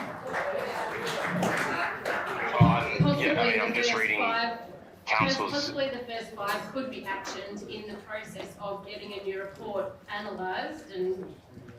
Well, we're setting up a steering committee in the next 2 weeks, a flood steering committee which is going to be run by OSCA, and the flood steering committee is going to be overseeing an independent review of that report, and it will need to be updated because it is out of date, because we didn't have a 1 in 500 year data in that report. Now that 1 in 500 year flood has happened, so the report needs to be updated. But what Ziwar is saying is that it's going to take some time for that report to be updated. There's no quick fixes, but there are some things that we can be doing from that report, including dredging and basic maintenance, which council hasn't undertaken. We're asking council members here tonight to take the sentiment of this meeting away and to do everything in their power to get maintenance done and things like dredging done. Is that a good summary, Ziwar? That is a good summary, but there is also a document that summarises the 24 points that the residents can review, and that's I'm basing everything I've said tonight off of what I've read in council's report and council's consultant report. Yep. Is there one? I think there's one more question for Ziwar. Yep, go for it. Wouldn't the dredging of the river not be a council responsibility? Wouldn't it be a state government? Yeah. Well, we're looking to council members to figure that out. We don't have to figure out the pathway, we just pay the rates. So we want council to take away these actions and figure out on our behalf how these things need to be done. So it's the same as getting flood insurance subsidised. We don't know how it needs to be done, but we can't live in third world conditions. We want council members to take away the idea that we want flood insurance subsidised and figure out a pathway for us. So we don't know the answer, we just have the questions. I think the direct answer is yes. It's more than likely an Office of Order requirement. Sorry, can you say that again, Ziwar? When you're working in waterways, it's more than likely the Office of Water. Which is was state. known as Office of Environment and Heritage previously. Which is that council or state? That is state. State. If you do something wrong in the waterways, it's the state government department that sues you. It doesn't seem like it's clear who's responsible for what. So one of the outcomes of tonight, one of the actions, and Lee's taking down the actions, is that we will get investigated. We'll ask for a request. We will be requesting council to find out how we get dredging of waterways underway. Is that a good result, Jan? Would you agree with that, Ziwar? We could get that underway. Well, we need to get all 24 underway. Yeah. Yeah. It's 24 suggestions, and one of those suggestions is further modelling. One of those suggestions is dredging. One of those suggestions is removing of breakwalls. One of those suggestions is increasing the resilience of the built form or raising flood levels. I suggest that every resident reads those 24 suggestions. And also the silver lining, if we can find one, is that the report is already available. We can use all the modelling from the report. Is that right, Ziwar? And we can just build on that. It's not like the whole report has to be commissioned all over again. I believe so. I think council spent at least a couple of $100,000 on getting this study done. Yeah, it's 250,000. Yep. And the residents can benefit from the available modelling through what I believe can be, you submit a GIPA request, but we could confirm with council. They may be willing to just share that with you, Francesca, and you can drive the remainder of the process. Okay. Does anybody have any more questions of Ziwar? Does council members have any questions of Ziwar? Jan has a question. Ziwar, where do you suggest the floodwaters can get out of this bowl where the water is trapped and cannot escape? I don't have an answer for you today. I've literally just reviewed the report over the last 48 hours over the long weekend, and for me to give you that answer, I would need to see more information. Thank you for that. We'll look forward to it because we will. Thank you, Ziwar. I think we're going to be hitting you up later on. No worries. I'm a resident. I'm on your team. Yeah, I hope everyone understands that. I hope everyone understands that I only got the report on Saturday and I sent it to Ziwar Saturday night, and he has spent the long weekend reading it. Thank you, Ziwar. Is there any other questions? Otherwise, we'll move on. Okay, thank you, Ziwar. See you later. Okay, we now have a video that's 2.5 minutes long, put together by Mark Russel and Rob Llewellyn, and we hope the video is going to work, given the, yeah.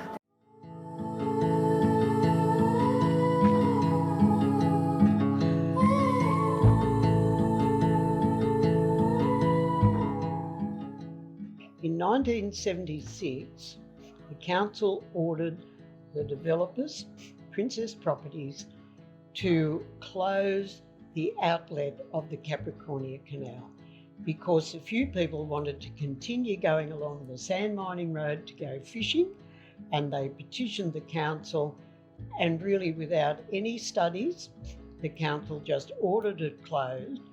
And the developers said, if you close that, you will flood the area and flood the people who live here. We will not do this unless you accept full liability. And it's in the council minutes that the council said, we accept full responsibility if flooding is caused because we have closed off the Capricornia Canal. I think all the documentation that I've seen, and we've helped Jan get it onto the website, it shows you the complete history. If you want to have a look at it, it allows you to go through and see what sort of a battle has unfolded over the years to try and get the truth out.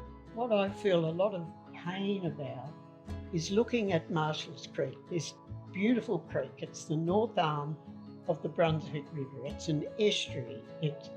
It's a very precious community asset, I guess, but treasure. And it has been totally compromised.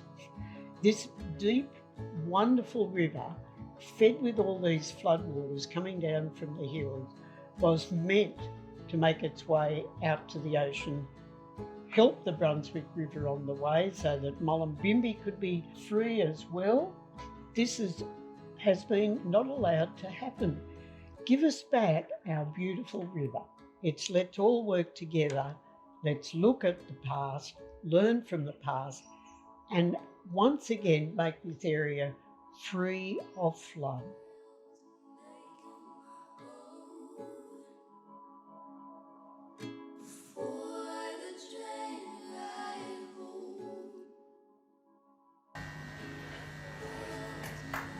Okay, we're about 10 minutes away. We're about 10 minutes away from opening up the floor for everybody to have some input. So thanks for hanging in there, everybody. We just have we're still going to read out a letter from the surveyor and the environmental engineer.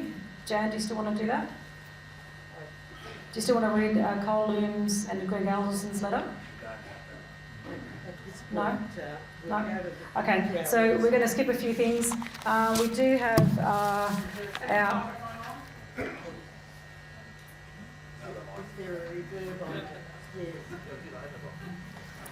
We do have Sue Sturton from Brunswick Heads who just wants to say a couple of words, and then we'll open up to the floor for everyone to have some input. So Sue Sturton, are you around? Thank you, Sue. We need to have a microphone brought to you. Angie will bring you a microphone. Sue's just over there. And then we'll open up to the floor, and then we'll have about half an hour of everyone being able to input. Thanks for being so patient so far. We just had to get some information out to you all. So Sue just wants to talk about being a resident of Brunswick Heads. She'd like to share with us the critical interconnectedness between Brunswick River and Marshall's Creek. I live in Fawcett Street in Brunswick Heads, and probably fortunately for me, the water didn't come from the river. It came from the service station. Because of lack of drainage in Veterans Lane, that was from the south, and from the north it came from Mona Lane, lack of drainage in Mona Lane. I would like to be included as a resident of Brunswick Heads in this group, because I think it's very important. We're all connected the same way, we've all lost houses, and it's a really unfortunate situation, but I think that if we get left out, we'll have to form our own group, and I think we've got numbers. And if there's any residents from Brunswick Heads here, if they want to see me, and we're going to talk to Jan and Francesca about being on the group. At this point in time, whatever happens at Marshall's Creek is vital to us and our continued existence. It was only about a quarter of the houses in Brunswick Heads that were inundated with so much water, but next time it could be the whole of Brunswick Heads. I'm going to back Michael James up. The council need to be taking notice of the long-time residents of our community, because they know what happens, they know where the water goes, they know where it went in the past. And there wasn't as much and bad flooding when things were the way they used to be. I had the general store in Ballina for a long time, and the first time the water went in was 1987. I feel as if from Brunswick Heads up and out to Mullumbimby, that we're the dregs of the Byron Shire. We're not worried about, we're not cared about, because we haven't got that Byron Bay name. And I also feel our area is regional New South Wales. We're forgotten about by the state government, because it's easier, because Byron Bay is 2 seconds down the road, and they get the attention and what they need, and we get nothing. So I hope I can be, or Brunswick Heads be included in this group, and Thanks for listening to me. Thanks, Sue.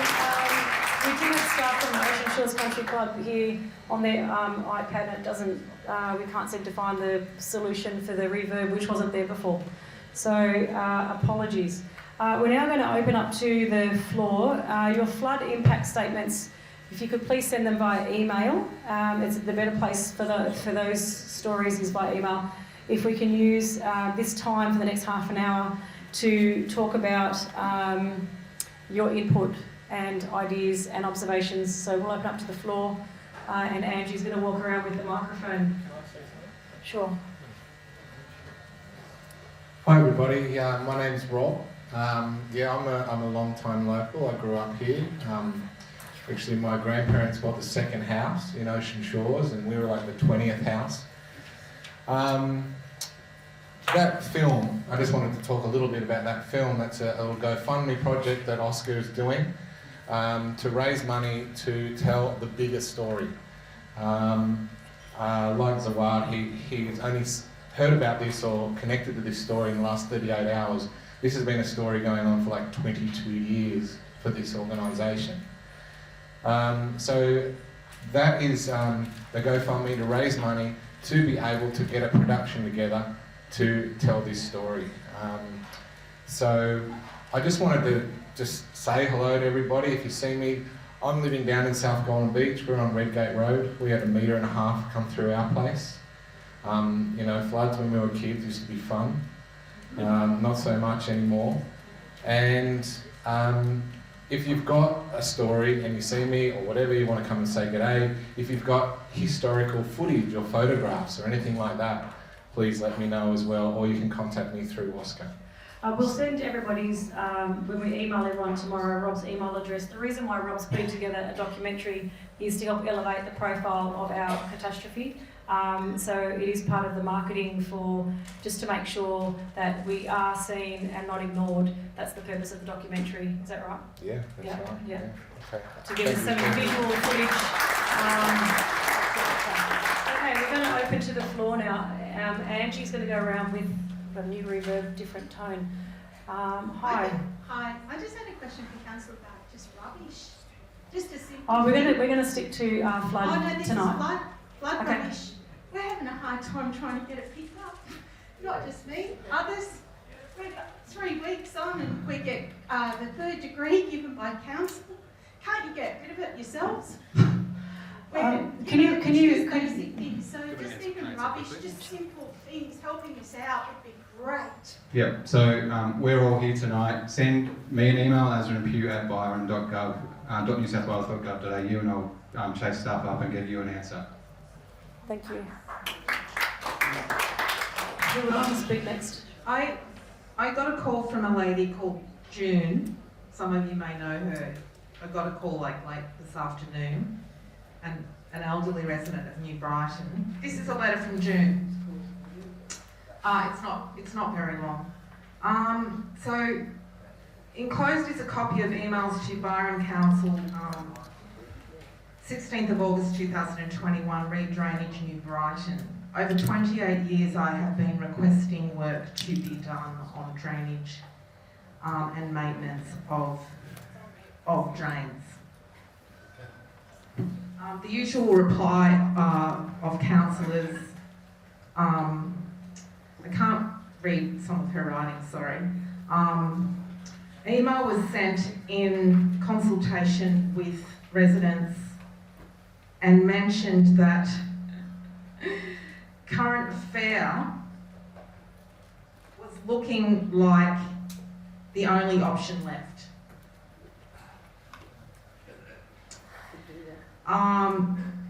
Has been going on too long. Council did attend to this for a few weeks after she threatened them with current affair. And, well, threatened them, I mean, yeah. Excuse my choice of words. That's the yeah. And then couldn't get any answers back from further phone calls and emails. So to just given her emails here. That's just Thank I just you. wanted to convey that because we were talking about looking at the elders of our community for answers, and Yes. she's an elder of the community. Thanks, Ange. This is from the Byron Shire flood studies. It's 2016. Now, glossary, flood, the meaning of these things. Flood, and the council have got all this, they've had it for years. Floodway areas, they are often aligned with national channels. Partial blockage of floodway areas would cause a significant redistribution of floodways or a significant increase in flood levels. Hazard. Now, meaning, so we knew what they were meaning. A source of potential harm or a situation with potential to cause loss. Flooding is a hazard, as if we didn't know, that's what we've been trying to say, which has the potential to cause damage to the community. Page 7. Another form of structure present in the catchment that influences the flood behaviour is rock walls. Funny that. Figure 2.2 shows the location of rock walls. This is from the council's flood studies. These structures constrain the outflow of flood water draining Marshall's Creek. And Marshall's Creek is not a little creek, we've been saying about a river. It's really the north arm of the Brunswick River, and there's the south arm, and they're all blocked. Marshall's Creek and the Brunswick River, the rock walls have been included in the flood models terrain. These structures, I'll repeat that bit, constrain the outflow of flood water draining Marshall's Creek and the Brunswick River. What more? That's in the flood. That's in Byron Council flood studies, and the first one that I put in officially was 29th of February 2016. And Michael knows. All the councillors, they know they've got that in there somewhere in a drawer. It's North Byron Shire Flood Study Report 2016. So that flood study was replaced by another flood study in 2020. Yeah, I've done that one too. Yeah. It's only, So I think the point, I'm not giving council an excuse. That last one is useless. I'm not giving council an excuse, but there was no funding. So the point is now that there is funding. So we want to move this forward.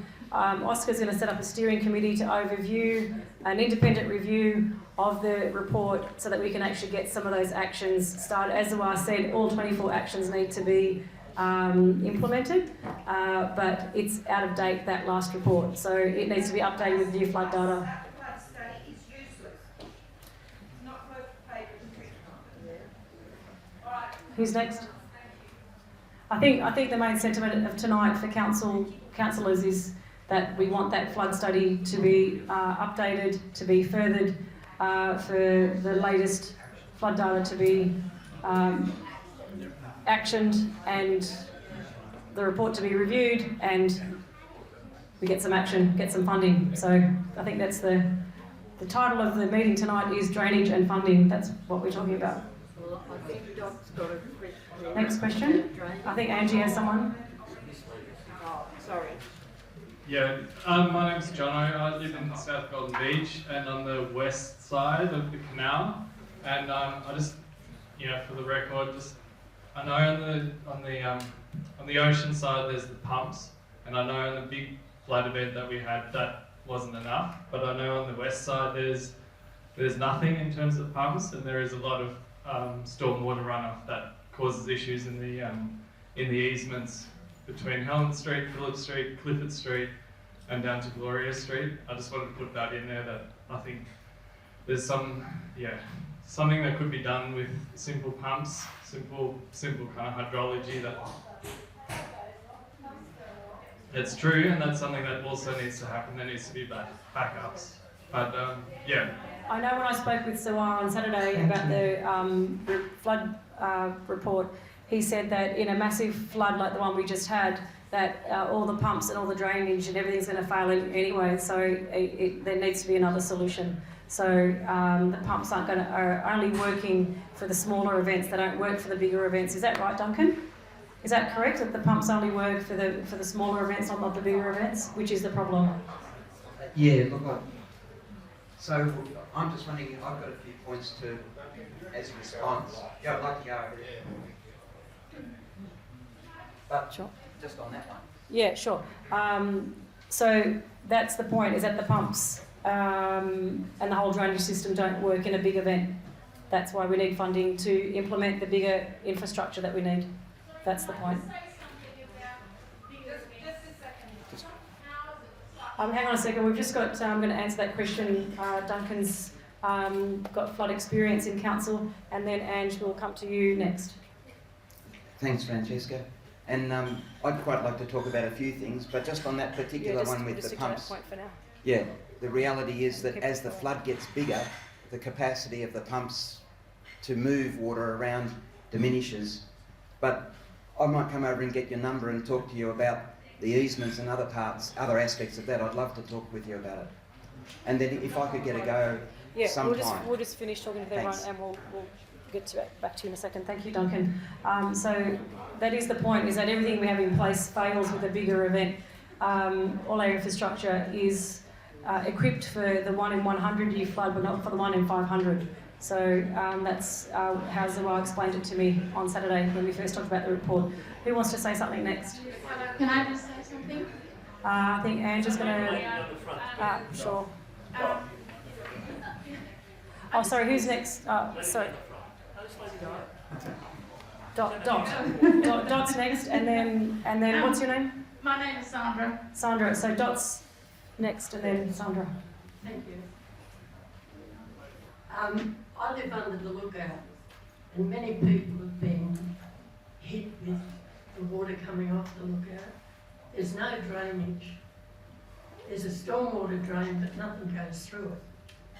Now that isn't my only problem. I do get flooded.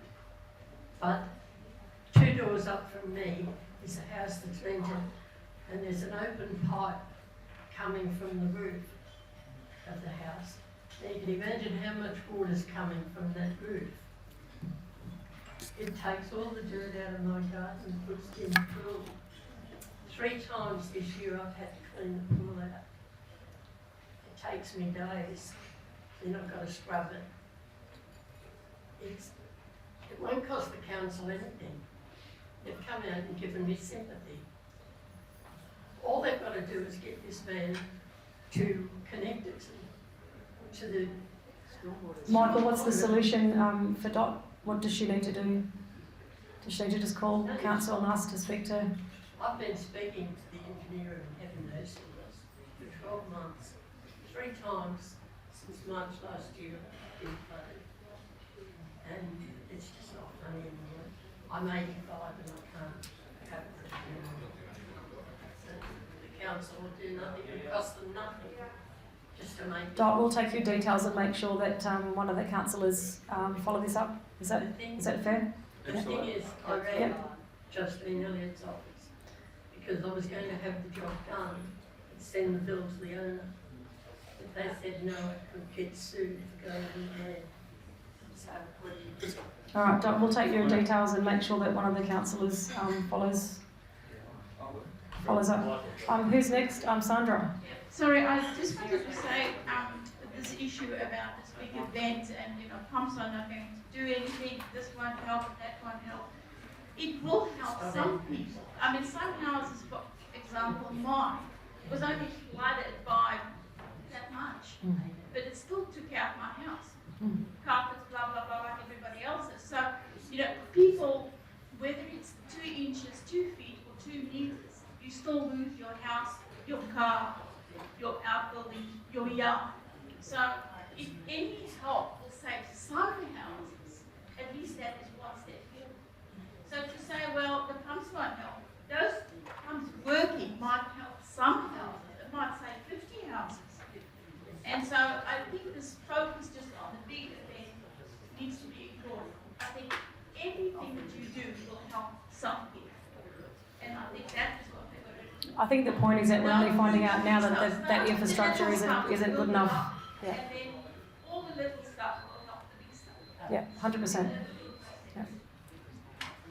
So pump upgrades is in our 21 recommendations to council to look at the pumps and why the electrics are at the bottom and why there's no automatic start, why there's no moisture detection. We will get to the 21 recommendations in a second, and we will ask for your input for the recommendations that we're sending to council. Who's on next? Hi. Yes, hi. So we live in Ndiaye, and we were flooded 2 months ago, but we still feel that we are drowning. My husband is still living in a tent, and today was his first day, like, getting back to work. So, and the way I see it, I think we need to think about the close term and the long term, and the close term is giving us the support. That this is one of the reasons I came.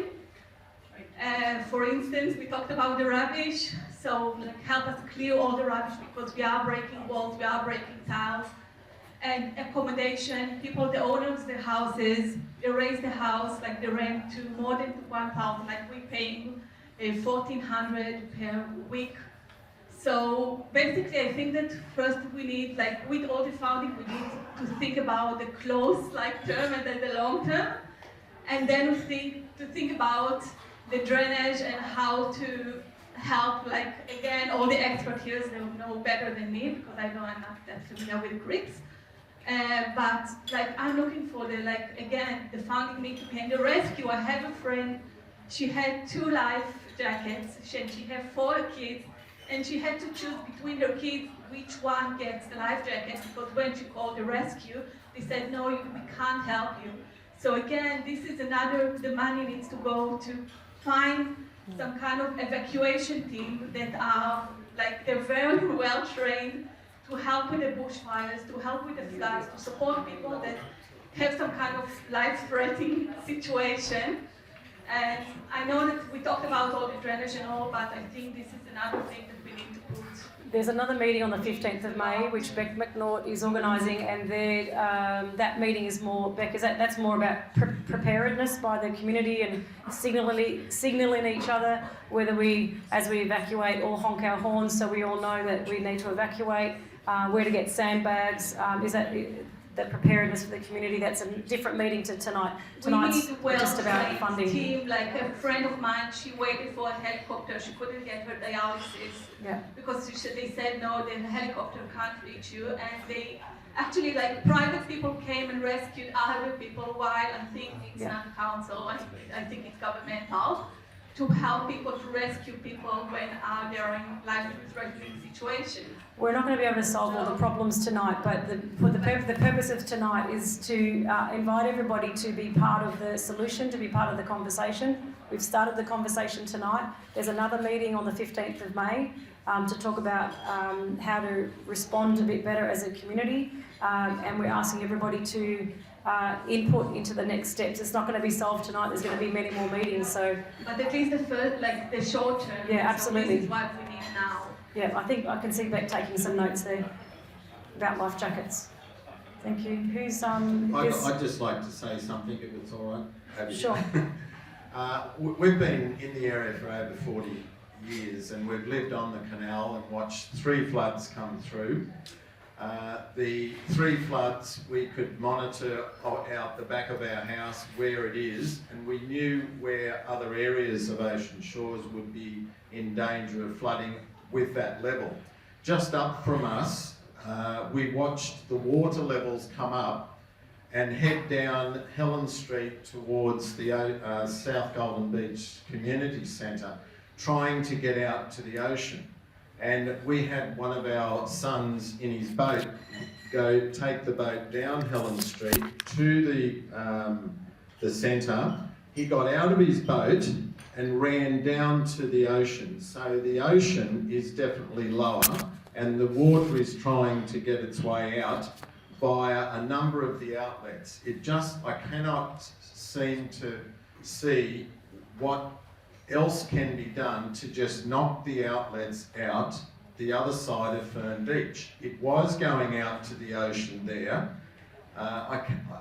I just think that's the natural first thing that would need to be investigated. Duncan, do you have any comment on that?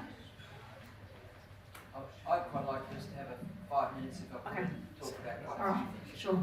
Okay, so and with what's going on, I think we're going to have to keep the documentaries and the stories coming through with all the information, because the drones that have been sent up recently are still showing where these outlets are, and there's footage and photos from the past that we've got on the website that shows where all the natural outlets were heading out to the ocean. They've all been blocked, so it's naturally now, it will just keep rising where we are. We're like a dam. So we do have to alleviate it. I've spoken to Council in 2017 with a PowerPoint presentation. Council has been informed about what has gone on in the past and what will happen in the future, and if we don't do something now, we're going to flood again. So that's not my point. We'll keep dialoguing. That's why we need the documentary, and why we need your flood story so we can create a flood statement, and why we need to keep elevating the profile of our catastrophe.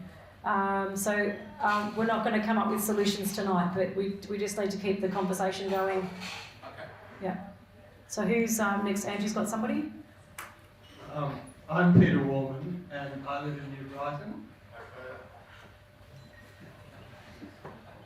And I just wanted to make a few comments because I started a group after the last flood. It was called Saving Marshall's Creek, and it was about bringing together the information that we had. And there is a lot of information in different pockets in this community, or not necessarily the Ocean Shores community. Rob Crossley, for example, who's the head of the NBVA, the New Brighton Village Association, is an engineer, and he's produced fantastic work in terms of the way that the water flows, and he has to be involved in these sorts of discussions for them to be sensible. The Manglesons obviously have done work for a long time, and there's fantastic resources on that website. I think we have limited resources. I don't want to see us reinvent the wheel again. And the old timers, I mean, I just have so much time for the old timers and the sensible response of saying nature did its thing. And sure, we've changed that. There's some people who say there is no such thing as a natural disaster. It's only a disaster towards the human intervention that has happened in that place. So if we don't take nature's guide in this, we're just being bloody stupid. Because nature had its own ways of taking water from the river to the sea. That's why rivers exist. They exist to take water to the sea. And the council has been, from what I understand of the Mangleson's work, the council has been taking actions for 100 years to stop the free flow of Marshall's Creek. Now, and I looked at the last report that came out, and I was blown away because we started the process which actually informed that. And it was like there are all these different things. But in fact, the report says if you did this on its own, if you did this on its own, if you did this on its own, it wouldn't matter, but it actually is the whole lot. So I agree with the guy who was on the screen about taking action. Yeah. And the old timers say there were no floods before we closed the ocean outlets. And no flooding. Sorry, there were floods, but it wasn't just flooding. And I found it really amazing because my place was completely wrecked. And someone came around and told me there was at South Golden, there was an exchange of people who wanted to do things, and I started going around there. And here I was getting these most magnificent volunteers from South Golden, where in fact that was stopping, that was a lot of the cause of the problem. And I don't want to rave on too much, but I have a couple of points. One is drains matter.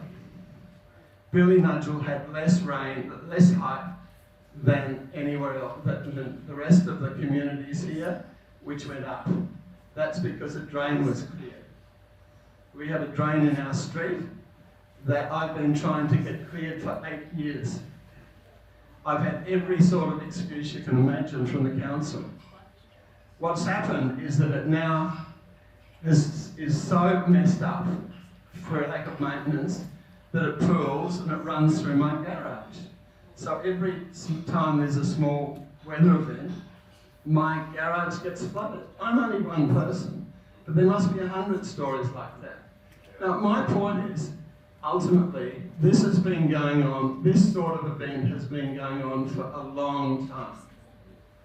With the best of intentions, what is going to be different this time? What is going to make the council actually do something?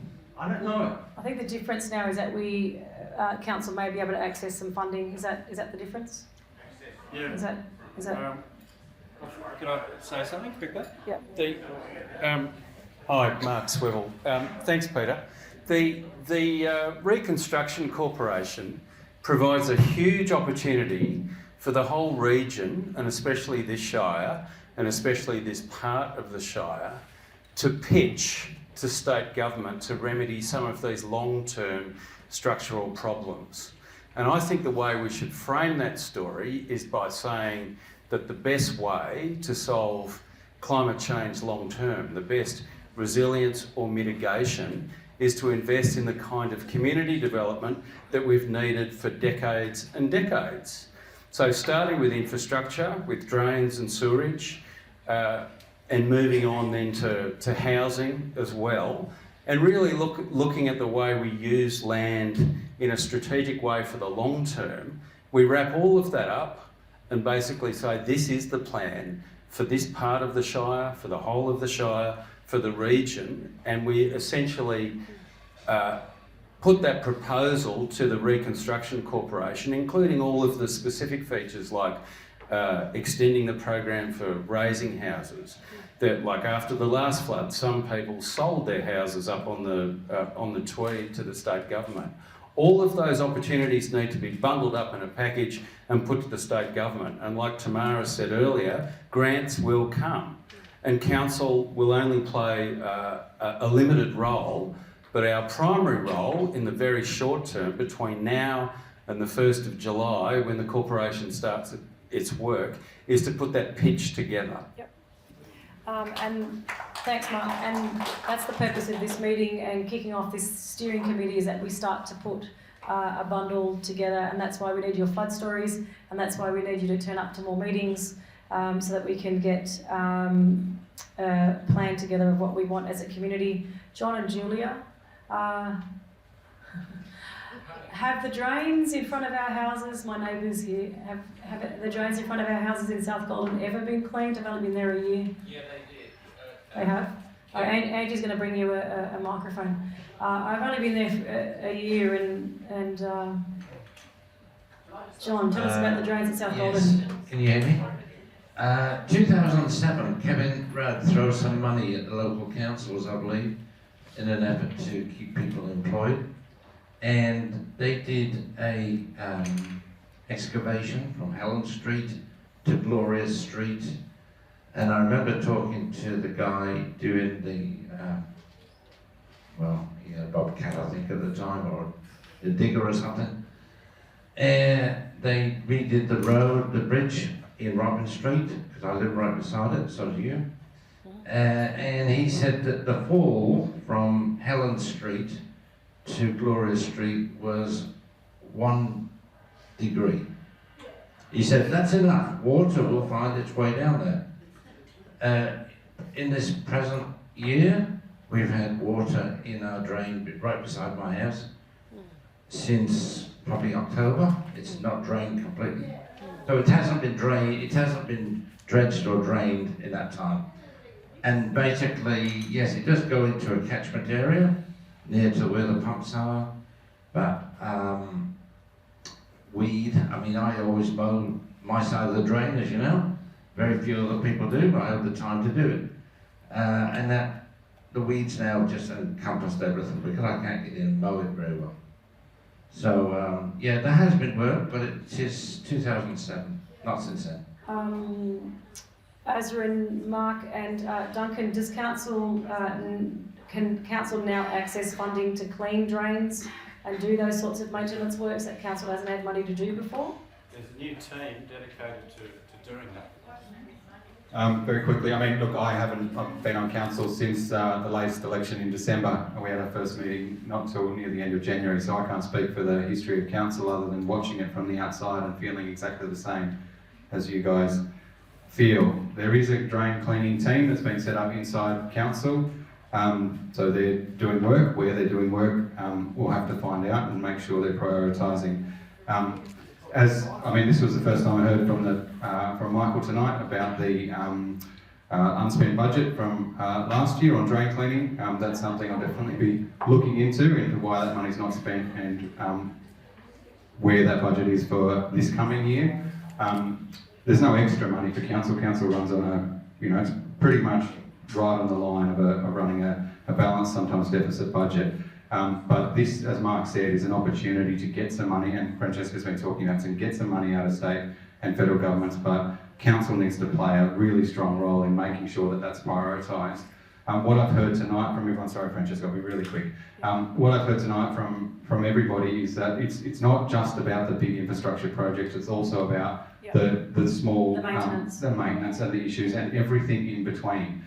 There's issues in the notice of motions that we might talk about in a minute about sewage bubbling out of manholes and so forth. Now that's just unacceptable in my view. So there's a whole range of things we need to do. It's not about saying, well, it's just about opening the canal. That is one part of it. It's about saying we need to clean the drains that council can do. It's about influencing DAs and the process for rebuilding. How quickly can we get decisions made so people can raise their houses and get rebuilding? What we don't want to see is people sitting around when they're ready to go, they've got the funds, but they can't rebuild because the DA process is too slow. So there are lots of things that council can do, but there are some things that might take a little bit longer. But you've got us here tonight, and I just want to also congratulate everybody for coming along. It has been a long meeting, but one thing that Ocean Shores and the broader north of the Shire have not had in a long time is a real political loud voice, and that's what you guys are here demonstrating tonight. We're listening, and we will work with you over the coming days, months and years to make sure that the spotlight stays on you. We will make sure that happens. I give you that commitment that I'll work with you to make sure the spotlight stays on you, that it's not forgotten because of Lismore or because of Mullum or because of Fancy Pants Byron Bay. We'll make sure it sticks with you.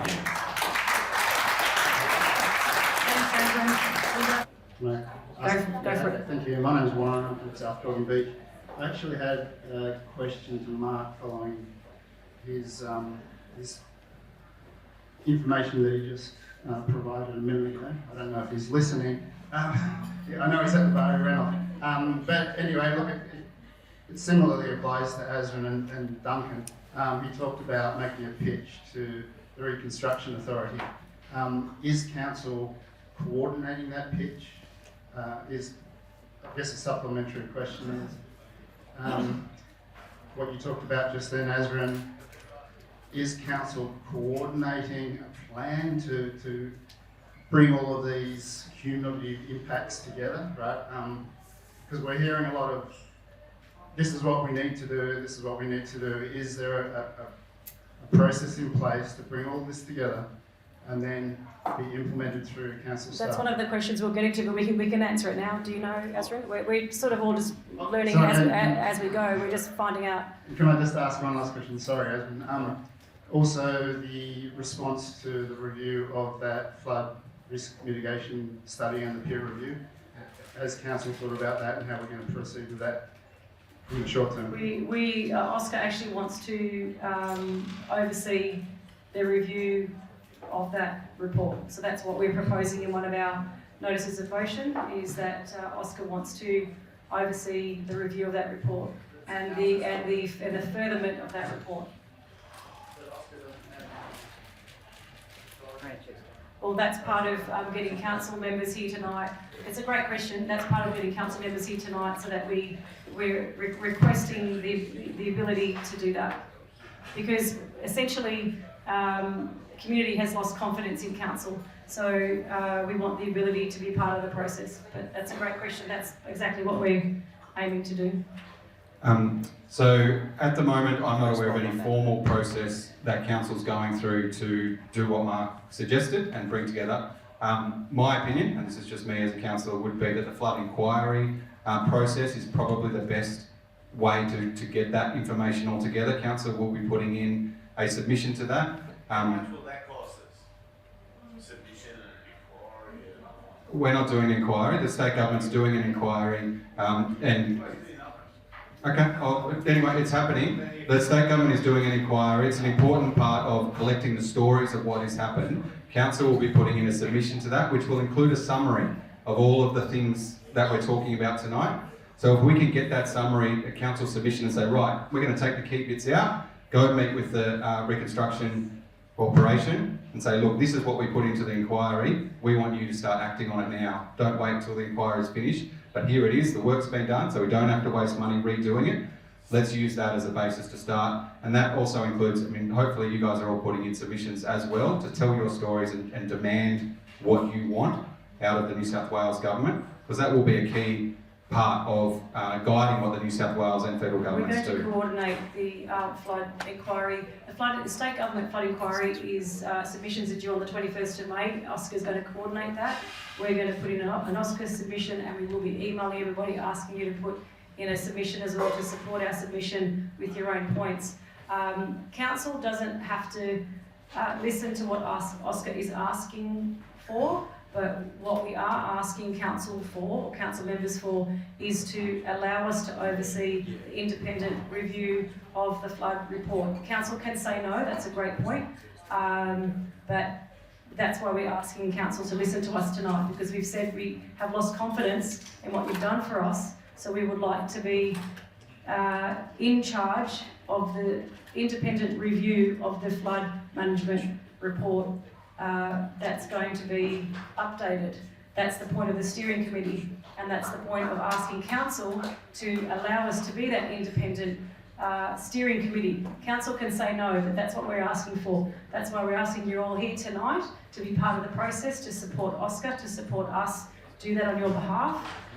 Council could say no, but the whole point is that we are asking to be that independent guiding hand, which is what a steering committee is about.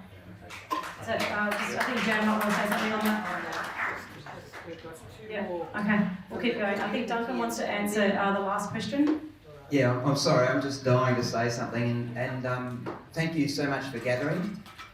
Just want to point out you had 5 councillors here, and our job was to listen. We've listened, but I'd like to say a couple of things so that we can take this forward and work together and get some solutions going. So, first of all, just councillors are your representatives. So speak to us through OSCA or directly. We're your representatives. We take things to council for you. And thanks, Warren, for your question. There was actually 2 things, and they need to be separated. One is the state government flood inquiry, and that submissions close on the 20th of May, so there's only 4 weeks. Council already has a notice of motion, thanks to Mark, on the agenda for Thursday to make a submission, and we will retailer that on Thursday. But a submission from OSCA is going to have a heck of a lot of impact. We will do our best to make a submission that supports the northern part of the Shire. A separate thing that's going on is the review of the floodplain management plan and study. So I've just given OSCA that copy of the plan. I hope OSCA will make that available to anyone who wants to read it. That's the plan that was sealed up, signed and delivered in 2020. It's not very long ago. That's the plan that we want OSCA to overview the review of and be... I'll come to that in a second. So that plan, money has already been allocated, the consultants have been chosen, that plan will be reviewed. And probably in June, us councillors will decide the level to which the review goes. And personally, I can tell you my position is that I want the requests of OSCA to be part of that review. In other words, I want the review to look at the openings in the dunes. I want the review to look at the impact of the rock walls and Readings Bay and various other things. So, Duncan, can I just butt in there? The biggest problem that community has with that folder there is that the recommendations and observations of community were largely ignored. So that's what I'm saying. That's one of the things that community is upset about. Yes, I So that's agree. why OSCA wants to set up a steering committee. One of the outcomes for tonight is that we want to set up a steering committee that oversees that independent review. Council can say no, but we've lost confidence in council, so that's why we're suggesting that this is a pathway forward where we can work together and collaborate. As I said at the beginning, it's better than a class action. So this is our way of working together with council. Can I suggest another way that you could run at the same time? Council has only just created a floodplain management committee. So the new council, we were elected in December. We've just set up a floodplain management committee. I would invite another member onto the committee, whether OSCA would appoint someone or select someone. That was one of our norms, was to ask if we could... I absolutely support there being a member for this area on that committee. That will need a resolution of the council. It's got my support already. That was one of our notices of motion. So can I just, a few things I've heard during the night, I just really want to make some of the record clear. We've seen a record of the flood at Orana Bridge, which is probably the south end of your area or the middle. It shows that the flood that we had at the end of February was around about the 1 in 100 year flood. It was not a 1 in 500 year flood. It was not. A 1 in 100 year flood is a big flood, but it is of the nature of the flood that we should have always expected. So let's go back into the documents. The review that's going to happen will see whether there are other pockets or places who were somehow worse impacted than was expected. And it's all information that'll come. I think we'll find that the information we had indicated that this could happen, and now it has. What's changed is that people are now highlighted by the horrible damage that was done. So let's get moving. As Francesca said, the plan out of this document has 24 actions. 2 of them have been acted on. 22 are still to be acted on. The rate at which the actions happen is very slow under normal conditions. So to the flood inquiry, we need to say, give us more money so that those actions can all be accelerated and get done. And of course, those actions will be done if they remain the actions after the review. Quick question. Sure. Does Angie have a microphone? Is there a microphone out there? Sorry, loudly. Do you expect the next flood of the level we had in February to take another 100 years onto the old ones? Oh, look, sorry. If I may, sorry Jason, as well as being your councillor, I also happen to be a flood hydrologist by profession, so I've got 5 decades, and it's not the way the language works. What happens is that the word 1 in 100 year is taken from a series of 100 years of floods, and it only plucks out the top flood in any one year. So that in bad years like 1974, 1954, 1949, there were several floods.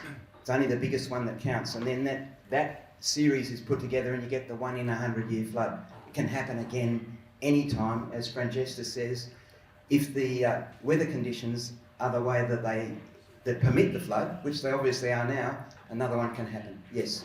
We only have 20 minutes, so we need to start wrapping up. Is there anything else that you wanted to quickly say, Duncan? Well, I would just wonder whether, if OSCA could appoint someone who Yeah, that's actually to number join 14 the committee. in our notices of motion. We sent 21 recommendations to council 2.5 weeks ago. Well, I was going to suggest number 14 Ziwar might be the right person. Yeah, so But anyway. number 14 was to appoint to the council flood committee somebody from Ocean Shore, South Golden Beach and New Brighton. So Billy Nudgel is already represented, so that's number 14. So it looks like council might be willing to do that. That white folder, by the way, that's a flood plan management plan for North Byron district. That's why OSCA is asking to oversee the review of that, because that's not a folder for all of Byron Shire, it's a folder for our district. So OSCA wants to oversee that as a steering committee. That's what we're asking council tonight. So I think OSCA can make that request, and we'll deal with it when it comes in. Yeah, thank you. Just a couple of little things that someone talked about Francesca, sorry, Duncan, there's 2 people have been waiting. Yeah, we need to. If you wouldn't mind. Is there something quickly that you want to say? Just in terms of the 1% grade in the urban streets, there was a big project done. Warren might remember it. Probably 15 years ago, to assist people to make the drains in the streets work better. The key issue was that cars get parked in the grass, in the mud, and they leave rivets and divots and holes, and so the 1% drain that could drain the area can't because there's marks and things in the drains. So that was the outcome of I that. think it's a bit risky to say that when all the drains haven't been emptied. No, so I think it needs to be looked at again. Okay. And again, You have one we minute, will. Duncan. No, Sorry. I've done. Okay, we have two more. We have two more questions. 1 minute each because we still have quite a big section to go, and we've only got 15 minutes to go. So 1 minute a person, two more people. Sorry. Hello. Hi. Catherine's my name. I live on the Capricornia Canal, next to the Bund. So I've been there for more than 20 years now. It was an amazing event. But I stand here because I want to advocate for the Capricornia Canal the way it exists now. That nature reserve is really fragile and it's really special. And whilst I appreciate the footage and the discussion around putting an ocean outlet into that northern part of the canal, I would urge you to do your research and make sure that it's the right thing. Because there are a couple of situations that we face now in this current environment that haven't been here before. The first one I would suggest is that the area has been excessively developed. And so the proportion of hard surfacing, particularly on the hills, means that the runoff and the water has nowhere to go. It cannot be absorbed by the ground, and so it all comes down. All of it comes down. The flood that we had in March in 2021, the Capricornia Canal took 6 to 8 months to recover in terms of the waterway and the quality of that water and the wildlife that lived there. It was filthy. It was absolutely thick. And it was thick with topsoil and runoff and residue. So I think the first thing we need to really look at is the way we build and the proportion of land that we allow per house site to be built on. I think that's a really major consideration. The second thing is that if an outlet is put through that reserve, we are facing climate change here. And that hasn't been spoken about this evening at all. And climate change is with us. It is a big issue. It is in fact the biggest issue of our times. And the oceans are rising. If we put an outlet to the sea through the nature reserve, then it's going to act both ways. It's going to go out and the water is going to come in as well. And I don't think that we can rely on humans to actually mitigate that. We have failed at every level in this area when it comes down to people opening and closing and you know, being around to make sure that things happen. Okay, we need to go to the next person. We fail. So I think we really need to make that a big consideration and actually have a think about it, because it's been refused on a number of grounds over the years, and there have been reasons for that. Thank you. There's one more person. We do have an important section to go through, which is the 21 recommendations that OSCA has already made to Council. We will email those to you all tomorrow as well, so if we haven't gotten to you tonight, if you could make your provide your input via email. So we'll take one more comment from the floor, Yes, and then Lily. we're going to go through the recommendations. While there's a couple of councillors in the room, I agree completely with the infill of development. Every block seems to have a granny flat type thing out the back.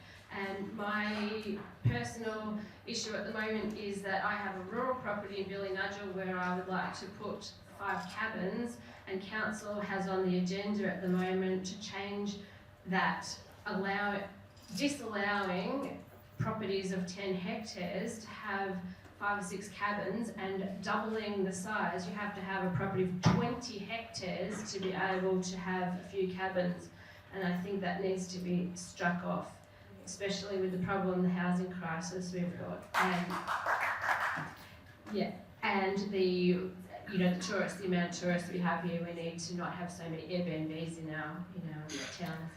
Okay, we know that. I don't think that's tonight's topic though. No, it's this reconstructive group. The reconstruction group should not be changing this to 20 hectares just to have some cabins. It needs to stay where it is. Yeah. We've got 9 minutes before we have to wrap up. If we have missed you tonight, please email us your input. We actually don't have any time. I just wanted to say something before the councillors left, because it's quite important. In South Golden Beach, myself and my neighbour here, we live in Helen Street, and as Mark was saying before, we were supposedly one of the, our street would have been one of the ocean outlets at some stage. We found, when we bought my house, I've lived in South Golden Beach for over 30 years, and I bought the block that we've got because of the height of the block. In 2005, there was no water on the block whatsoever. I found, and not just myself, but Berrinbilla has never ever flooded ever in the past. And they were the ones most affected by the drainage, all the sewer, the stormwater drains. We have them in our backyard. We're the only side of South Golden Beach that have curb and guttering. All the stormwater drains came up in our backyards almost like geysers. We flooded through from nothing on our block to like this deep, within 15 minutes because of this. Also down at the end of the road near the skate park, there's a big pipe there that stormwater comes, a flap that hadn't been fixed, that had been assessed and had the part ready to go but hadn't been fixed, came down our road like a fire hydrant. And so besides, between the two of these things affected us, Berrinbilla got called out because they just finished road work like sewer and stormwater there, which affected them too. What do we do? The same reason, and they've never ever had water there before. So I just wonder why other parts of South Golden Beach that have been flooded more than ever before weren't affected that much this time, whereas the ones that are higher and have never been affected are the ones that copped it the hardest in South Golden Beach. I'd just like to, Mark, you've got 30 seconds. Yeah, look, can I just say that we need to do this again, okay? You can't cover everything in a single night. Yeah. I think it's really great that we've all come, like the councillors have come down tonight. It's great that Michael came, Sarah came, Duncan's here, Asren's here, I'm here. I think this is the start of a process. Asren and I met at Rachel's house a couple of weeks ago, and there's been issues, as there always are. This is not the first meeting. No, that's right. No, but there are always issues getting attention to things here, attention on the issues in Ocean Shores. And I think we need to realise that tonight is just the beginning of a process. We've got 3 weeks from Friday, okay, just to be specific, 3 weeks from Friday to get submissions into the flood inquiry. I think they need to be really big and really small and everything in between. I think also that the Shire needs to tell its story as part of a regional plan, because as much as we all live in very specific areas, we're all part of this kind of spread out city. We all whiz up to the Tweed, go down to Ballina, etc.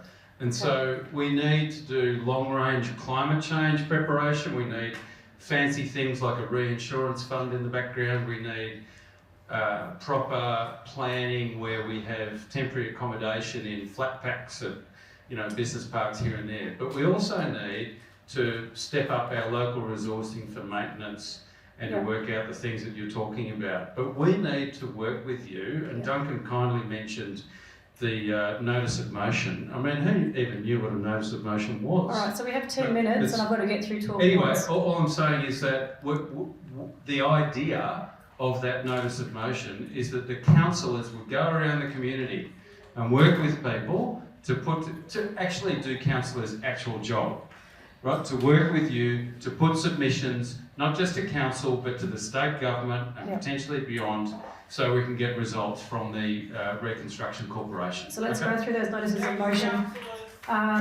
Thank you. The OSCA group put together 21 recommendations to council, 21 notices of motion. I'd like to just ask the council members that are left here today,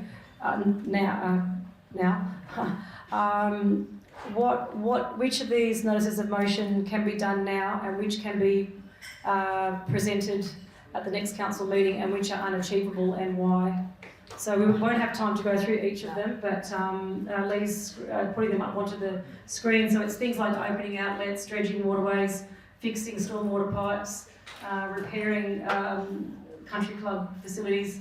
There's 3 pumps at South Water Beach and Ocean Shores that need to be upgraded, house drains that need to be cleaned, Byron Council and Tweed Council to collaborate on an updated joint flood plan, DA processing, making them I think that the DA processing is something that we need to act on in the very short term to clarify the process for people so you can make decisions about rebuilding. We need to do that in the very short term. So we'll count some of the, one councillor will be able to get back to me because I've asked about 5 times which of these can be acted on straight away, which are unachievable and why. Can I just make a general comment? Yeah. That it's absolutely fantastic that you've got essentially a log of claims. Yeah. The problem is that there's a lot of material there, yeah, and we do need a little bit of thinking time. Yeah. We're only humans too. I understand. And we're absolutely committed to delivering on this. Yeah.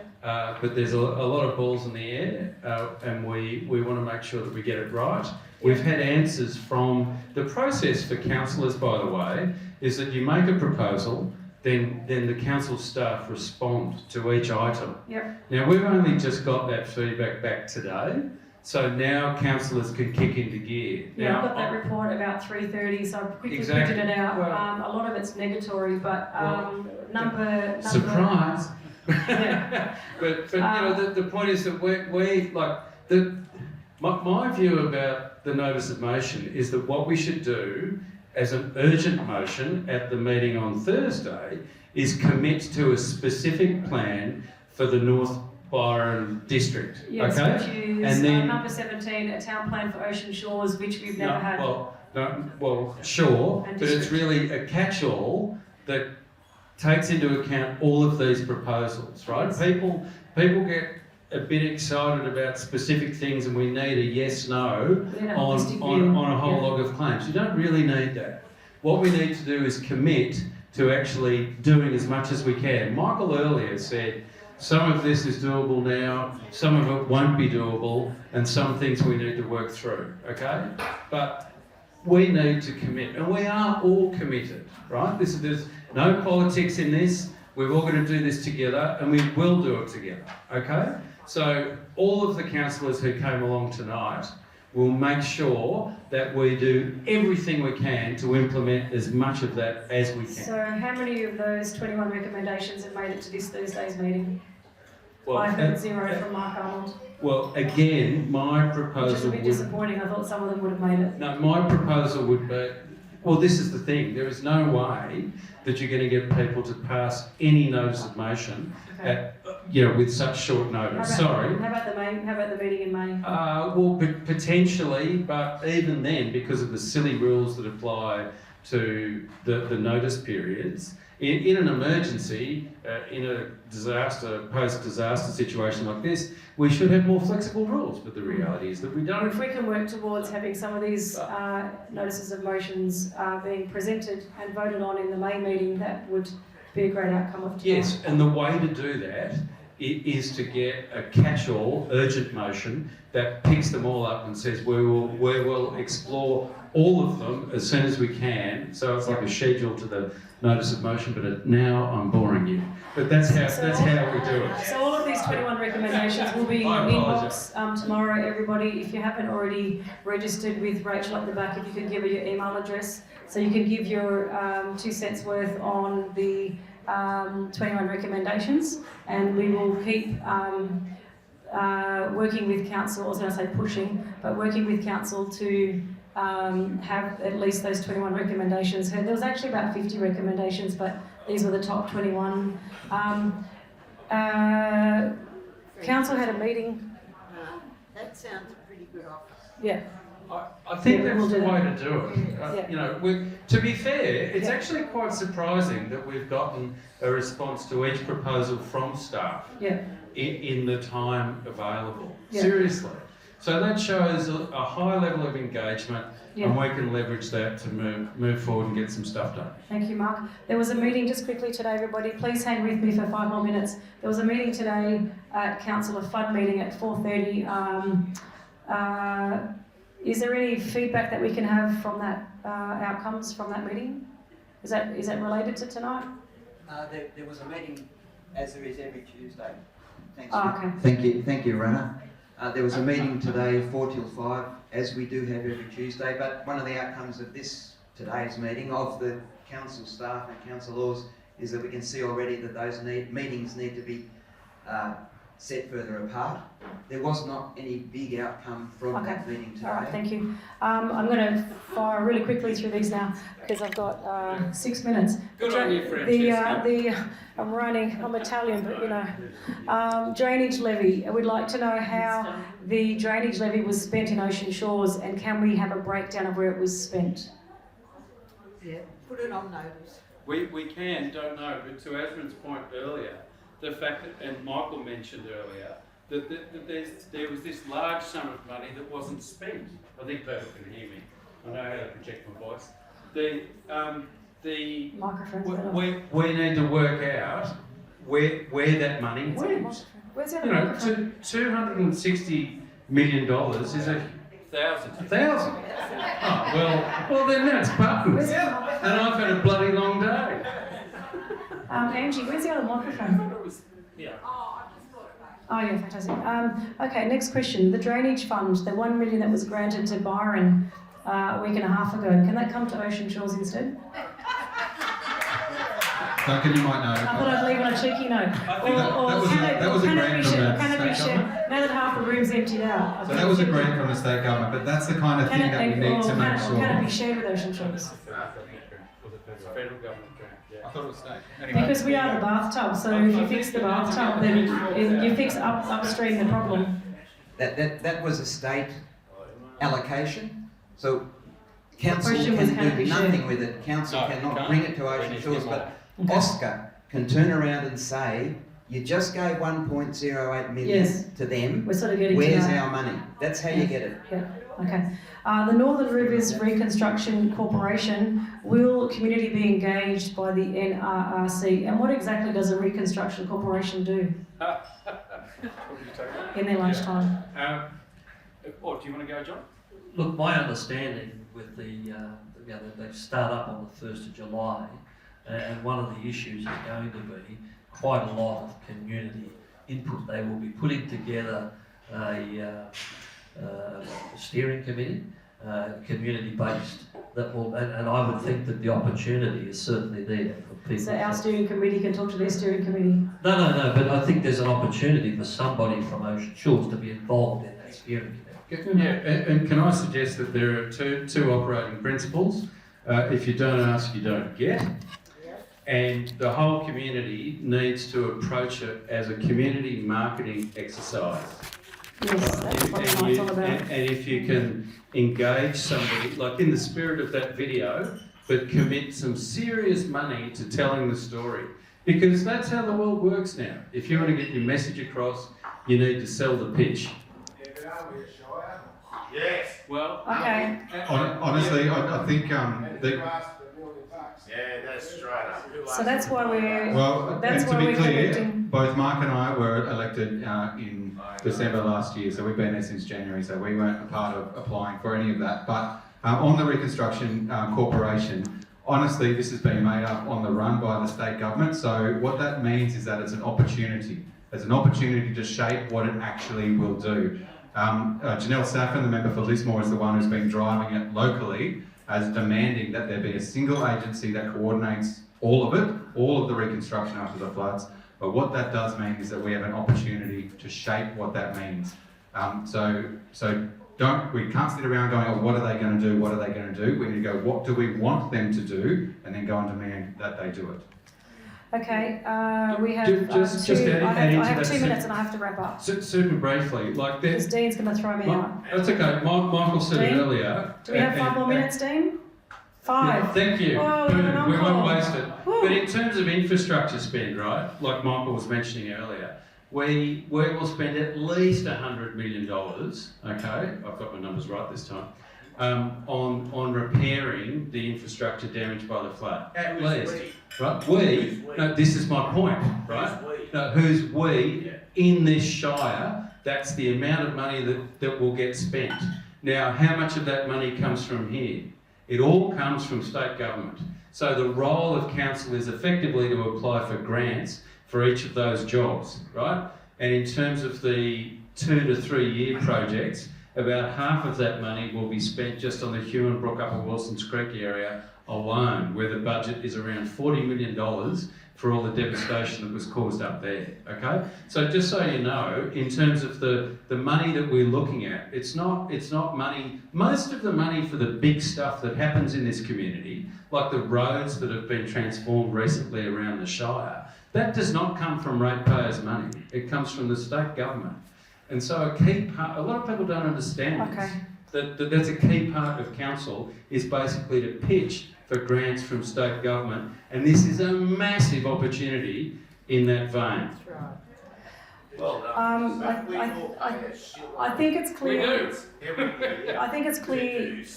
I have a microphone. I think it's clear that tonight is just touching the surface, and we need to have another meeting probably sooner than later. The other idea of tonight is to raise our profile, and sending your flood stories is going to help us collate that flood statement, and supporting the emails that we send you guys with requests. That's all going to help us. Council members are here tonight. They do want to help. We do need to wrap up, so I'd like to wrap up and say, can you please send your flood impact statements by Friday? We do have a deadline. If you can please come along to the OSCA meeting on Monday, 2nd of May. We'll send you details about that tomorrow. If you can go to the other meeting on the 15th of May, if you can give your email address to Rachel if you haven't done so already, so that we can email you again. We do need donations for the documentary, so that the documentary is going to help us elevate our profile. And when the councillors and council members are talking at different levels of government, that we do have a flood statement and a documentary, and we're basically, from a marketing point of view, building content.